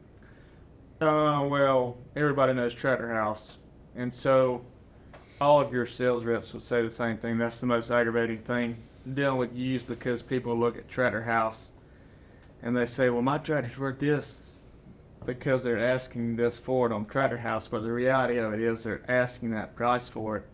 That does not mean that they're getting that price. So from a purchasing standpoint, we make an offer based on what we think someone else will write a check for. But it's aggravating when you're in the negotiation process and the person is saying, well, on Tractor House, they're asking this for it. But in reality, was somebody actually writing a check for it? Yeah, And so that's what we like to get down to. that's right. Well, and I know from an insurance side, because we do insurance here on tractors, there's always a vast difference between what you see on Tractor House and what an insurance company is willing to insure your tractor for. Right. And the insurance companies are probably a little bit more in tune with what that tractor's going to go for. That's right. So what else though? What else Well, to add to that, if you're dealing with the car market, for example, there's enough of the same type of cars traded every day that they can actually have a black book value or Kelly Blue Book or all those different things to come up with a pretty accurate value. But with the equipment world, and I'm sure a lot of people that are our competitors would agree with this statement, it's a little tougher to come up with a value on a used piece, because where with vehicles the same type pieces traded on a daily basis all across the United States, the same type of tractor is not necessarily traded every single day. The same type of tractor and the condition range can be so vast from whether it's got 1,000 hours to 10,000 hours, all the different options from transmission to the ride options to what tires it has and all that kind of stuff. There's so many different variables that you got to take into account to determine the market on it. It's a lot different from that, and so it can make it a challenge to know what to put on it. That's right. So this could be relayed to sales reps at new dealers, that when they ask us for a trade price, it's not just, we pull a price. We don't pull a price out of thin air. We don't pull a price from a black market book. We pull a price based on our knowledge of going to so many auctions a year and keeping up with the market and seeing what stuff actually brings based on the conditions of it, etc., and how sellable the item is, Mm-hmm. Man, so, and then, you just said it right. I mean, Tractor House is an example of what it did for you guys. Is now basically it posted a giant book of what everything should sell for. Right. And every other auction site as well. What about all of your longstanding relationships? Did it affect that with going around to these places? I don't know. He should probably answer this over me, but my opinion is, if with the dealerships we deal with, I think your granddad has the same opinion. The dealership's job is to sell new, and so our goal is to help them, because our goal is to help you move the used equipment so that you can sell more new. And so if anybody misunderstands what we're trying to do, we're trying to help them move used equipment, therefore they move more new equipment. Right. Well, because when it boils down to it, what do you want your salesman doing? You want him selling new equipment. That's right. You won't, cause I liken it to in the logging industry. If for places where they use a river to get the logs to where they were going to process them at, they may come to a wide spot in the river when they got those logs going. And what happens is, if it's not flowing properly, you get a log jam in the used equipment. All of a sudden, you're the sales manager, your boss is looking at it and say, well, we got this many dollars worth of used machinery. Y'all need to get busy and sell some machinery. All salesmen have a tendency to think something's worth more than what it is. And why is that? Because they want to get it sold, trade for it. They want to be able to give their customer more money for that item. So there's constantly a fight there. It's constantly a fight. You cannot, if you get your trade, I think when John used the word asterisk and all, but if you get your trades up so high, then it starts bogging down. You start putting pressure on your salesman to sell the trades whenever you want them. John Deere wants you to be selling, or whatever other tractor it is, they want you to be selling the new tractors, and they want those trades in. Especially now with the advent of the interest rates going up like they have, it has drastically changed that market.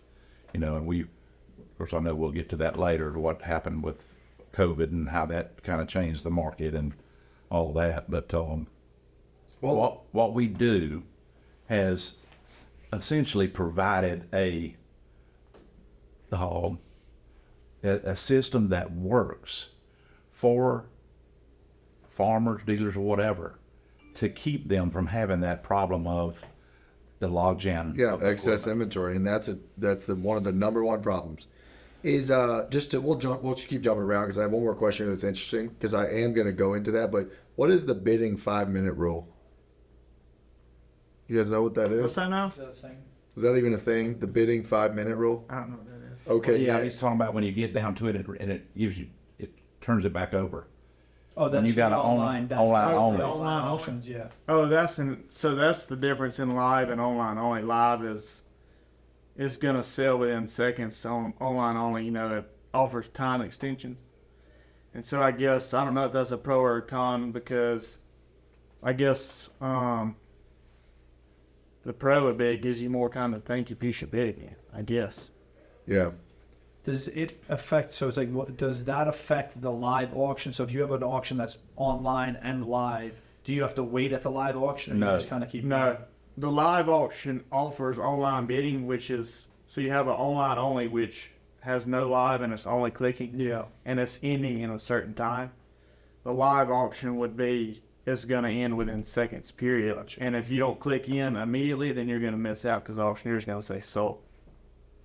We favor, beyond any shadow of a doubt, live, because we feel it's where the true meaning for auctions is, the excitement of, if I'm willing to give this amount of money, I'm going to get something bought. And I can see if you're bidding $250 bid increments less than what I am, and I happen to give $250 more than you do, then it makes me feel a lot more comfortable. I don't get buyer's remorse because I had another smart individual that was willing to pay within $250 or $1,000 of what I paid, so it makes me feel comfortable with what I paid. So there is no exact science, going back to the question you was asking before, what John Hunter was asking about deciding what something's worth. There is no exact science to that. Mm-hmm. You have to use your best ability. A dealership salesman, a new equipment salesman, does not have time to put forth the effort to search out from people. You want him to sell that equipment in a timely manner. Exactly. But if he has to call this and that and the other one, then it wastes his time. Except whenever he has somebody that he's dealt with over the period of time and the years, that he can call. We try to provide that service that you can make one telephone call, and we get back with you in as timely a manner as possible, which the advent of cameras in our cell phones, computers, and everything else has made it a lot better. In my day, you was asking about the telephone going back home and call. That ain't what I do. I'd stop at which you don't see many anymore. You probably never even use one, but telephone booth. Yeah. In 110 degrees in the shade in South Florida, standing at a telephone booth with your notes, sweat dripping all down on your notes and everything else, trying to figure out what to pay for something, having a load of tractors that you bought in Davie, Florida, and trying to haul them back home, and it would typically take you 6, 7 hours, 8 hours. Well, it could end up taking you 10 hours because you spent so many hours on the pay phone in the booth trying to call and talk to people or answer people about values of tractors. Yeah. So that business has radically changed as a result of texting, emailing, and all that. It's almost went too far to the other side because you have sales staff that'll take the pictures, serial number, 10 or 12, 14 pictures of the item, hours. Well, they get condition. lackadaisical in the condition report of checking out the tractor. Yeah. Which, What about like collectible tractors? Are you guys in that at all? I mean, you guys are in functional equipment. We're in everything. So We're what in is? everything. And he may like the older stuff. I like a lot of the newer stuff with a lot of options. For personally, that's what I like. And the older stuff, I guess. collectible items go with the economy. The economy down, collectible items come down. Economy up, where you have more spendable money, collectible items go up. Tractors, for a number of years now, the tractor collectibles has been down. You know, there was a time whenever, you know, you search for a last serial number 4020 made in 1972, and you know, you could just name your price. Gonna bring big money, but that goes with the economy. You know, I know we may talk about it later on, but you know, we've done auctions in the Homestead area for many, many years, and we've sold out one family farm that had, I'm gonna say 40, probably one of the largest collections of high crop tractors, which they use in in Homestead. We had the opportunity to sell that at auction, and that was fun because at that time they were bringing good money, and it could be a 1968 model 3020, which you could look at it and tell, because the 68 model 3020 would have a square intake manifold and a round muffler. And the lift was on the dash. The lift controls for the John Deere was on the dash. In 1969, they started with a square intake where you draw the air into the engine, and then had an elongated muffler. It's whenever John Deere started and went from a round muffler to elongated muffler, and they moved the lift from on the dash to the side console. So things like that made a tremendous difference in the value of that tractor. Having a differential lock on it or not having it, you know, that made a tremendous difference. And if you had a 3020, a 72 model 3020 with diff lock, with side console, immaculate tractor, that tractor was going to bring tremendous amount of money. But the values have fallen off on them. But we had some auctions down there at Homestead that those tractors brought real good money. Tell me this: do you guys like?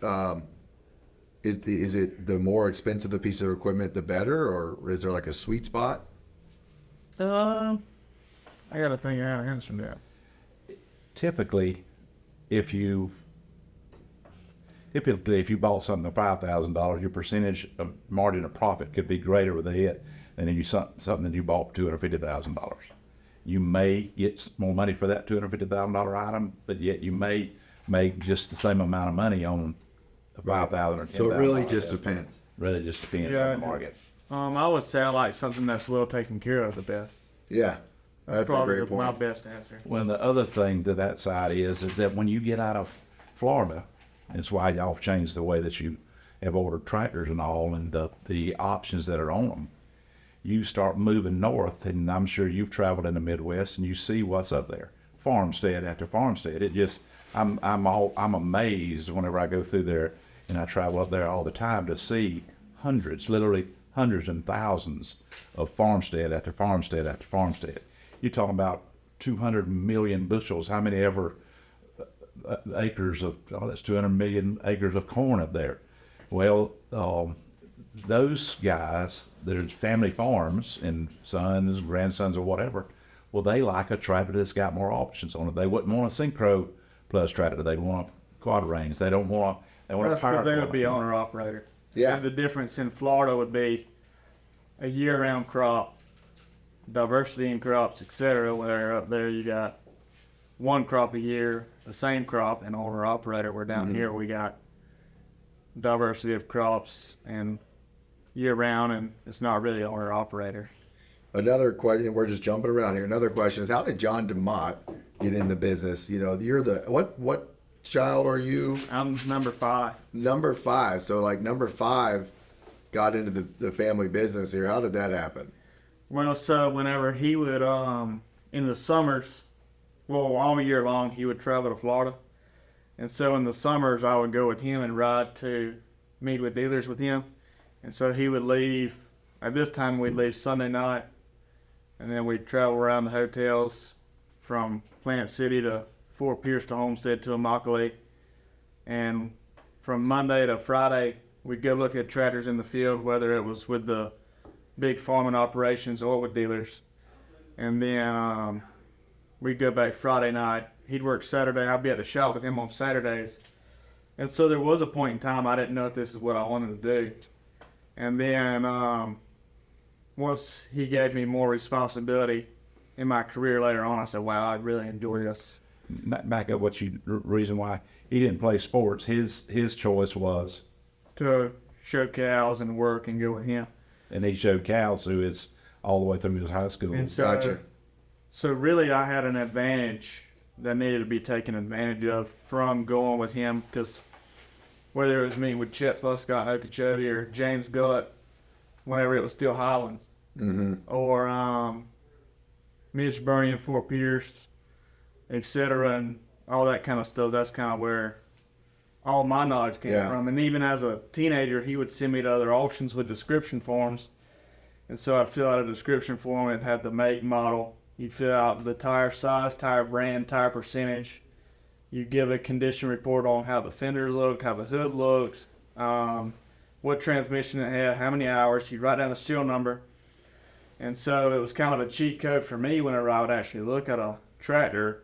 I could automatically go into diagnosing what needed to be looked at to base the market report off of. And so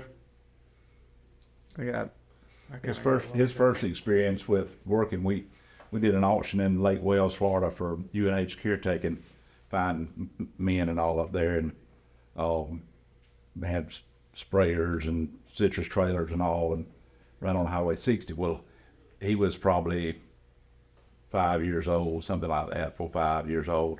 Well, I put him on a John Deere 4x2 Gator and put an ice chest in the back of that Gator and filled it up with ice and water. Well, his job was to sell water. Well, it was cash money, so he'd put all that cash money in his pocket. And he would sell, he wouldn't even, the people that was working at the sale for us, the gatekeeper and whoever, truck drivers and all, whoever else, he wouldn't let them have a bottle of water unless they paid him that $1. Well, when we got through with that sale, he had this big old wad of cash in his pocket. We thought it was all his. that was the first lesson I learned. I didn't understand why I couldn't keep the cash. And so I told my mom, I said, well, I made all this money. And she said, no, you didn't. She said, there's a cost involved, and you got to pay for the water, and then what is made after that is profit. And so that's the first lesson I remember learning as a child, was about there's a cost to the product, and then you make the profit after that. That is a great story. It really is. Simple, but great. And so I guess later on in life, I decided I wanted to work with him. And in college, I actually did an internship with him, and he put me out on the road with business cards. And I stopped in every dealer I could, put my name out there. And long story short, here we are today. I started buying and selling, followed in his footsteps. Well, that's what I hear a lot. Believe it or not, there's a lot of people out there that would like to get into this industry. They start thinking, hey, they contact us, obviously. And I tell people, I'm like, look, there's no easy way to do this. You just have to establish relationships. And it don't just happen by calling the owner of a dealer group. It's like you guys probably know, you got to go find a salesperson, just a single one that would be willing to, let you in and then give you an opportunity. So I think it's a great lesson for anybody trying to get involved. In today's world, it's hard to make young people understand that there's no way to circumvent the fact that you have to go A, B, C, D, E, all the way through the alphabet as far as your experience is concerned. There's no way to go A, B, C, D, and then M, N, O, P like that. So you have to go through the processes. Right. To make you worth your salt, you've got to go through 21, 22, 23, 24 years old to gain the experience, the maturity, everything you need to be able to deal with it. It's like some car dealership offering a young guy a job selling cars, and he said, well, you make a lot of money. Well, that's not what it's all about. Yeah. Granted, it takes money to live, but you have to have the concept and understand that it takes hard work.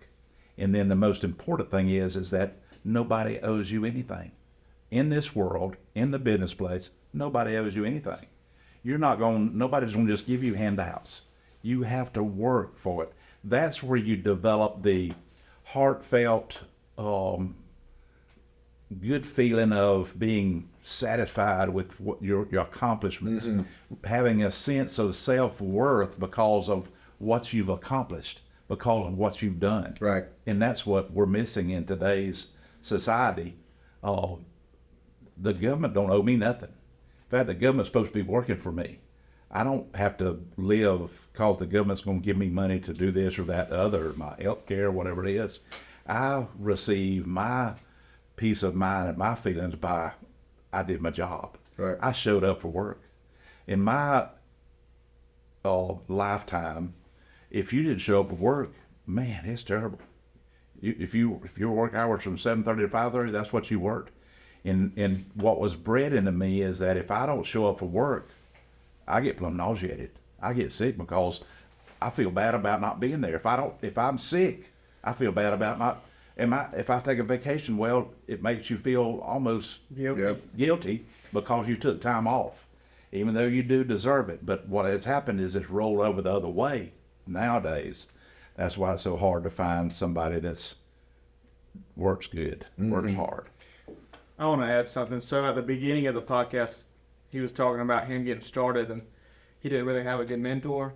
And you asked who the mentor was. So I'm going to call it an unfair advantage because I had such a good mentor. I had him that had already had all the ups and downs of business to learn from him. Yeah. I actually got to where if somebody's starting new out in this business, I got to actually ride in with him and listen to his conversations with, people that had been in business for years and years and doing stuff.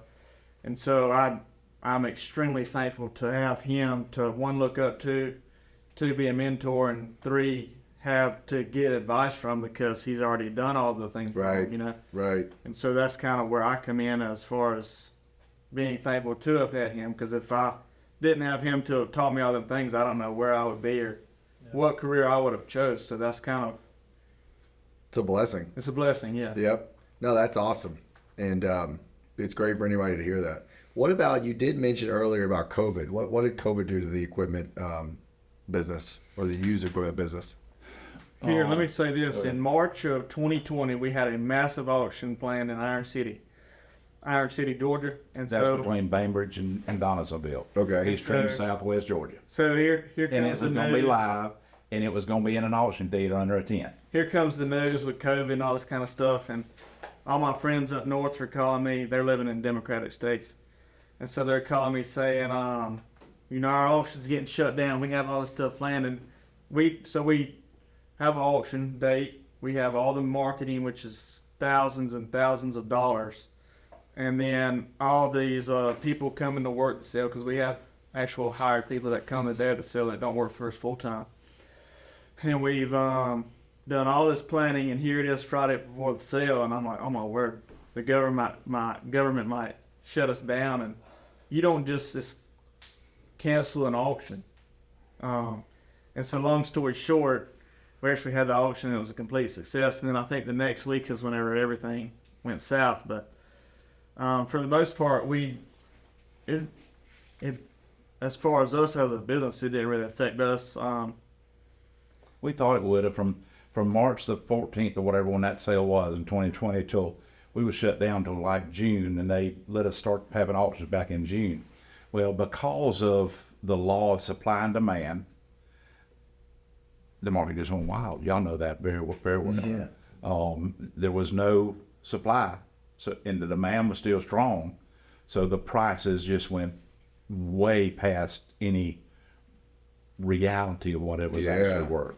I guess I just didn't even think about it, but yeah, the used equipment probably skyrocketed, the pricing at least. Well, and you couldn't find a John Deere tractor, you couldn't find any other tractor, you couldn't find a vehicle and all. Dealers were getting $5,000, $10,000 over MSRP on vehicles. And as it changed, so what I'm saying is that everybody done good through that time. As it started to change and dealerships of all kinds started getting inventory back in, there came back that supply. Well, interest rates started going up, drastically going up. And so you had your supply here, and the demand was going down quickly, not just because it was out there to buy, but because the interest rate was doubling from what it was. And so it just put a chokehold on the market. And then the government trying to force Green New Deal with the electrical cars. Now you got dealers with electric cars sitting there and they can't sell them and all because people ain't want to buy them. And the reality is everybody was in this time. And no matter what you were selling at this time, it either Or was what you were doing. It either was horrible, like for restaurants, but if it wasn't horrible, it was really good. Car dealership, tractor dealerships, whatever you were doing, what you just stated about supply and demand was a reality for everybody, depending on the product. I think like it speaks true to the form that it's like listen, we went through this period of time where housing increased, cars increased, and it still went up and up and up, and now you're starting to kind of see it come down. Maybe the word is just leveling off back to where it should Right be. now, That's it's exactly starting what's to, happening. But it did happen though, which is like I think it's almost important for us to like talk about that. The fact that this crazy thing that threw the world in shambles, but like look at what it did for like the equipment side of it, and look at how it affected farmers and things like that. Yeah. Let's talk about a few questions here, just some funnier questions. What's the craziest piece of equipment you ever bought that threw you for a loop? Anything? You find something in a tractor or anything like that? I'm just trying to think. There's so many different things. Nothing that comes to mind? It's always boring. It's just that piece of equipment? No. There's so many different pieces. I'm trying to put it all in one. Do you have something that We comes bought back like peanut combine before and had them at auction, and a raccoon come crawling out of it, or a Yeah. snake would come. Yeah. People would be looking at it, and all of a sudden the snake would be on the side. Ooh. But just things like that, and I'm trying to think what other thing would be funny. I'm trying. There's. Whenever John Hunter was 5 or 6 years old, I took him to an auction up in Georgia, and there was a high crop tractor there. I think it was a John Deere 30, 20, or 40. Well, back then, before OSHA and all that, you would turn on a switch and you mash a button to crank the tractor. Well, John Hunter got up there on that tractor and he was just playing on it and all, and his kneecap hit the rubber button that cranks the tractor. Well, that tractor used to just crank just like that, and it cranked the tractor up. So what did that tell you? It meant the tractor didn't have no protection if it was in gear about it running. Well, they was about to get to it with the auction truck, but he got up there and hit that thing with his knee and cranked the tractor up. And if it had been in gear, it just run over whoever was in front. Yeah. Well, what about you mentioned NAFTA? Just let's get that out because that was interesting. Well, the name in NAFTA is free. Yeah. It's a free trade agreement. Well, that free trade agreement was never and will never be free. It ain't free. It literally cost, and it came about in 1995, it cost, and we'll just talk about Florida, since that word, that's where y'all are at. It costs this state billions of dollars in economy. Why? Because if a farmer makes money, he's going to spend money. He's going to build a house. He's going to buy a pickup truck. He's going to hire more help. He's going to buy new tractors. Buy new tractors. He's going to get more land. Well, when you have such a migration of the market into a unfree trade agreement with Mexico or whatever, like back whenever methyl-bromide, when they done away with methyl-bromide here, and they were buying crops from Mexico. Well, what in the world are they putting on their crops down there? Are they putting what you could imagine? Use your imagination on that crop. So you got a crop coming from Mexico that you have no earthly idea that it's under the same standards that the USDA puts on our food to have to compete with. You're dealing with individual farmers that make a living, have children and grandchildren and families. Well, in Mexico, you're dealing with a few wealthy people that control and keep down hundreds and thousands of other people that are working for them, and those few wealthy people are getting more wealthier as a result of the free trade agreement, not just the opposite. So here in this country, you lose all those farmers. Immokalee is a good example. 350, 375, 400 individual farmers. Homestead, massive amount of farmers in Homestead. Palmetto, massive amount of farmers. Gone. What happens when they're gone? The economy is different. So it was never free. It always cost, and it always cost where it would have meant the most, and that's in this country. Yep. You got a free trade agreement with Mexico, which don't operate anything like we do. That crop coming into this country, well, who's going to feed you?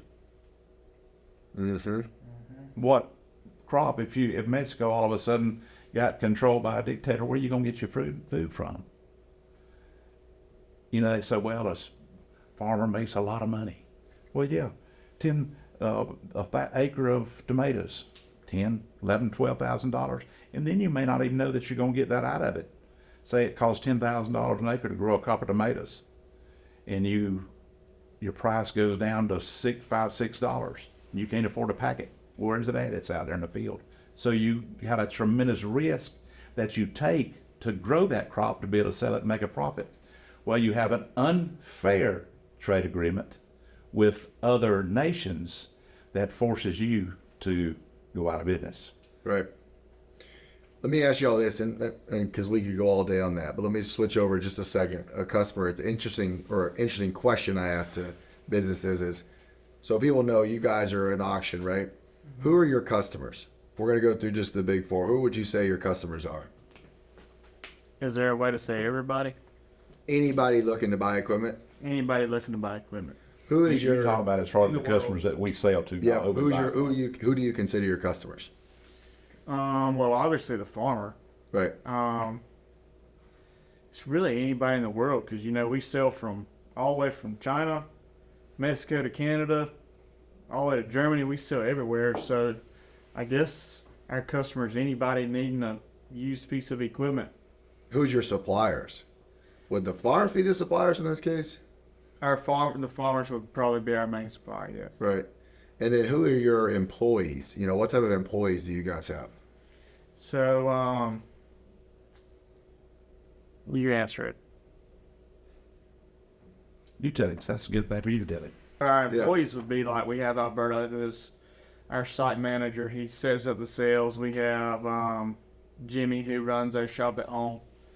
And then we have my mom, who would manage the office. My wife that works there, she does everything from marketing to working with the auctions. And we have some more secretaries. We have a sales rep at home that only sells retail stuff. We have Dennis Sasser in Okeechobee, who would manage that yard, everything going on there. And then we have our semi-drivers and people that help with logistics and stuff like that. And then Kyle Blaney, who would be in charge of our marketing and all of our picture taking. I'm sure I'm missing people. No, I mean, really, I think the bigger question was just anybody wanting to understand your business, what does it look like? And I think you did a good picture there of that. I guess the last thing would be, is there anybody watching this you guys wanted to know about DeMott Auction and DeMott Machinery, what would it be? We're here to move your used equipment for you. Yep. It's that simple. We want our customers to realize that we are looking out for their benefit. We're providing a service for them, from complete sellouts to partial sellouts, to one item. As far as on the selling end is concerned, on the buying end, that we try to describe our items as close as we can to how they look and how they are. That we provide not just fire sale items, but we provide tractors, trucks, construction machinery, farm equipment on that auction that they can come and buy for pennies on the dollar what they'd have to pay for it new, and find the item that they're needing. And they can do it now online. They can simply look at it online and bid it on online, or they can come to the sale site and look at it and then go back home and be online, just like a lot of them do. So we just provide a different item than say for instance y'all do in new, That's to right. refi to use.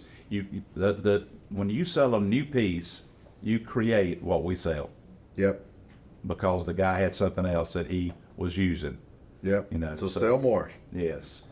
So All right. one addition I want to add to that, if you ain't done it all, is that we are blessed with a tremendous amount of customers that entrust to us a lot of dollars worth of used equipment to market and distribute for them in a timely manner with the best results in mind for them as far as their return on investment. So whether you need an outlet to move all your used surplus, so from a farm standpoint or et cetera, or a dealer needing trade-in figures, that's what we're here today. Got it.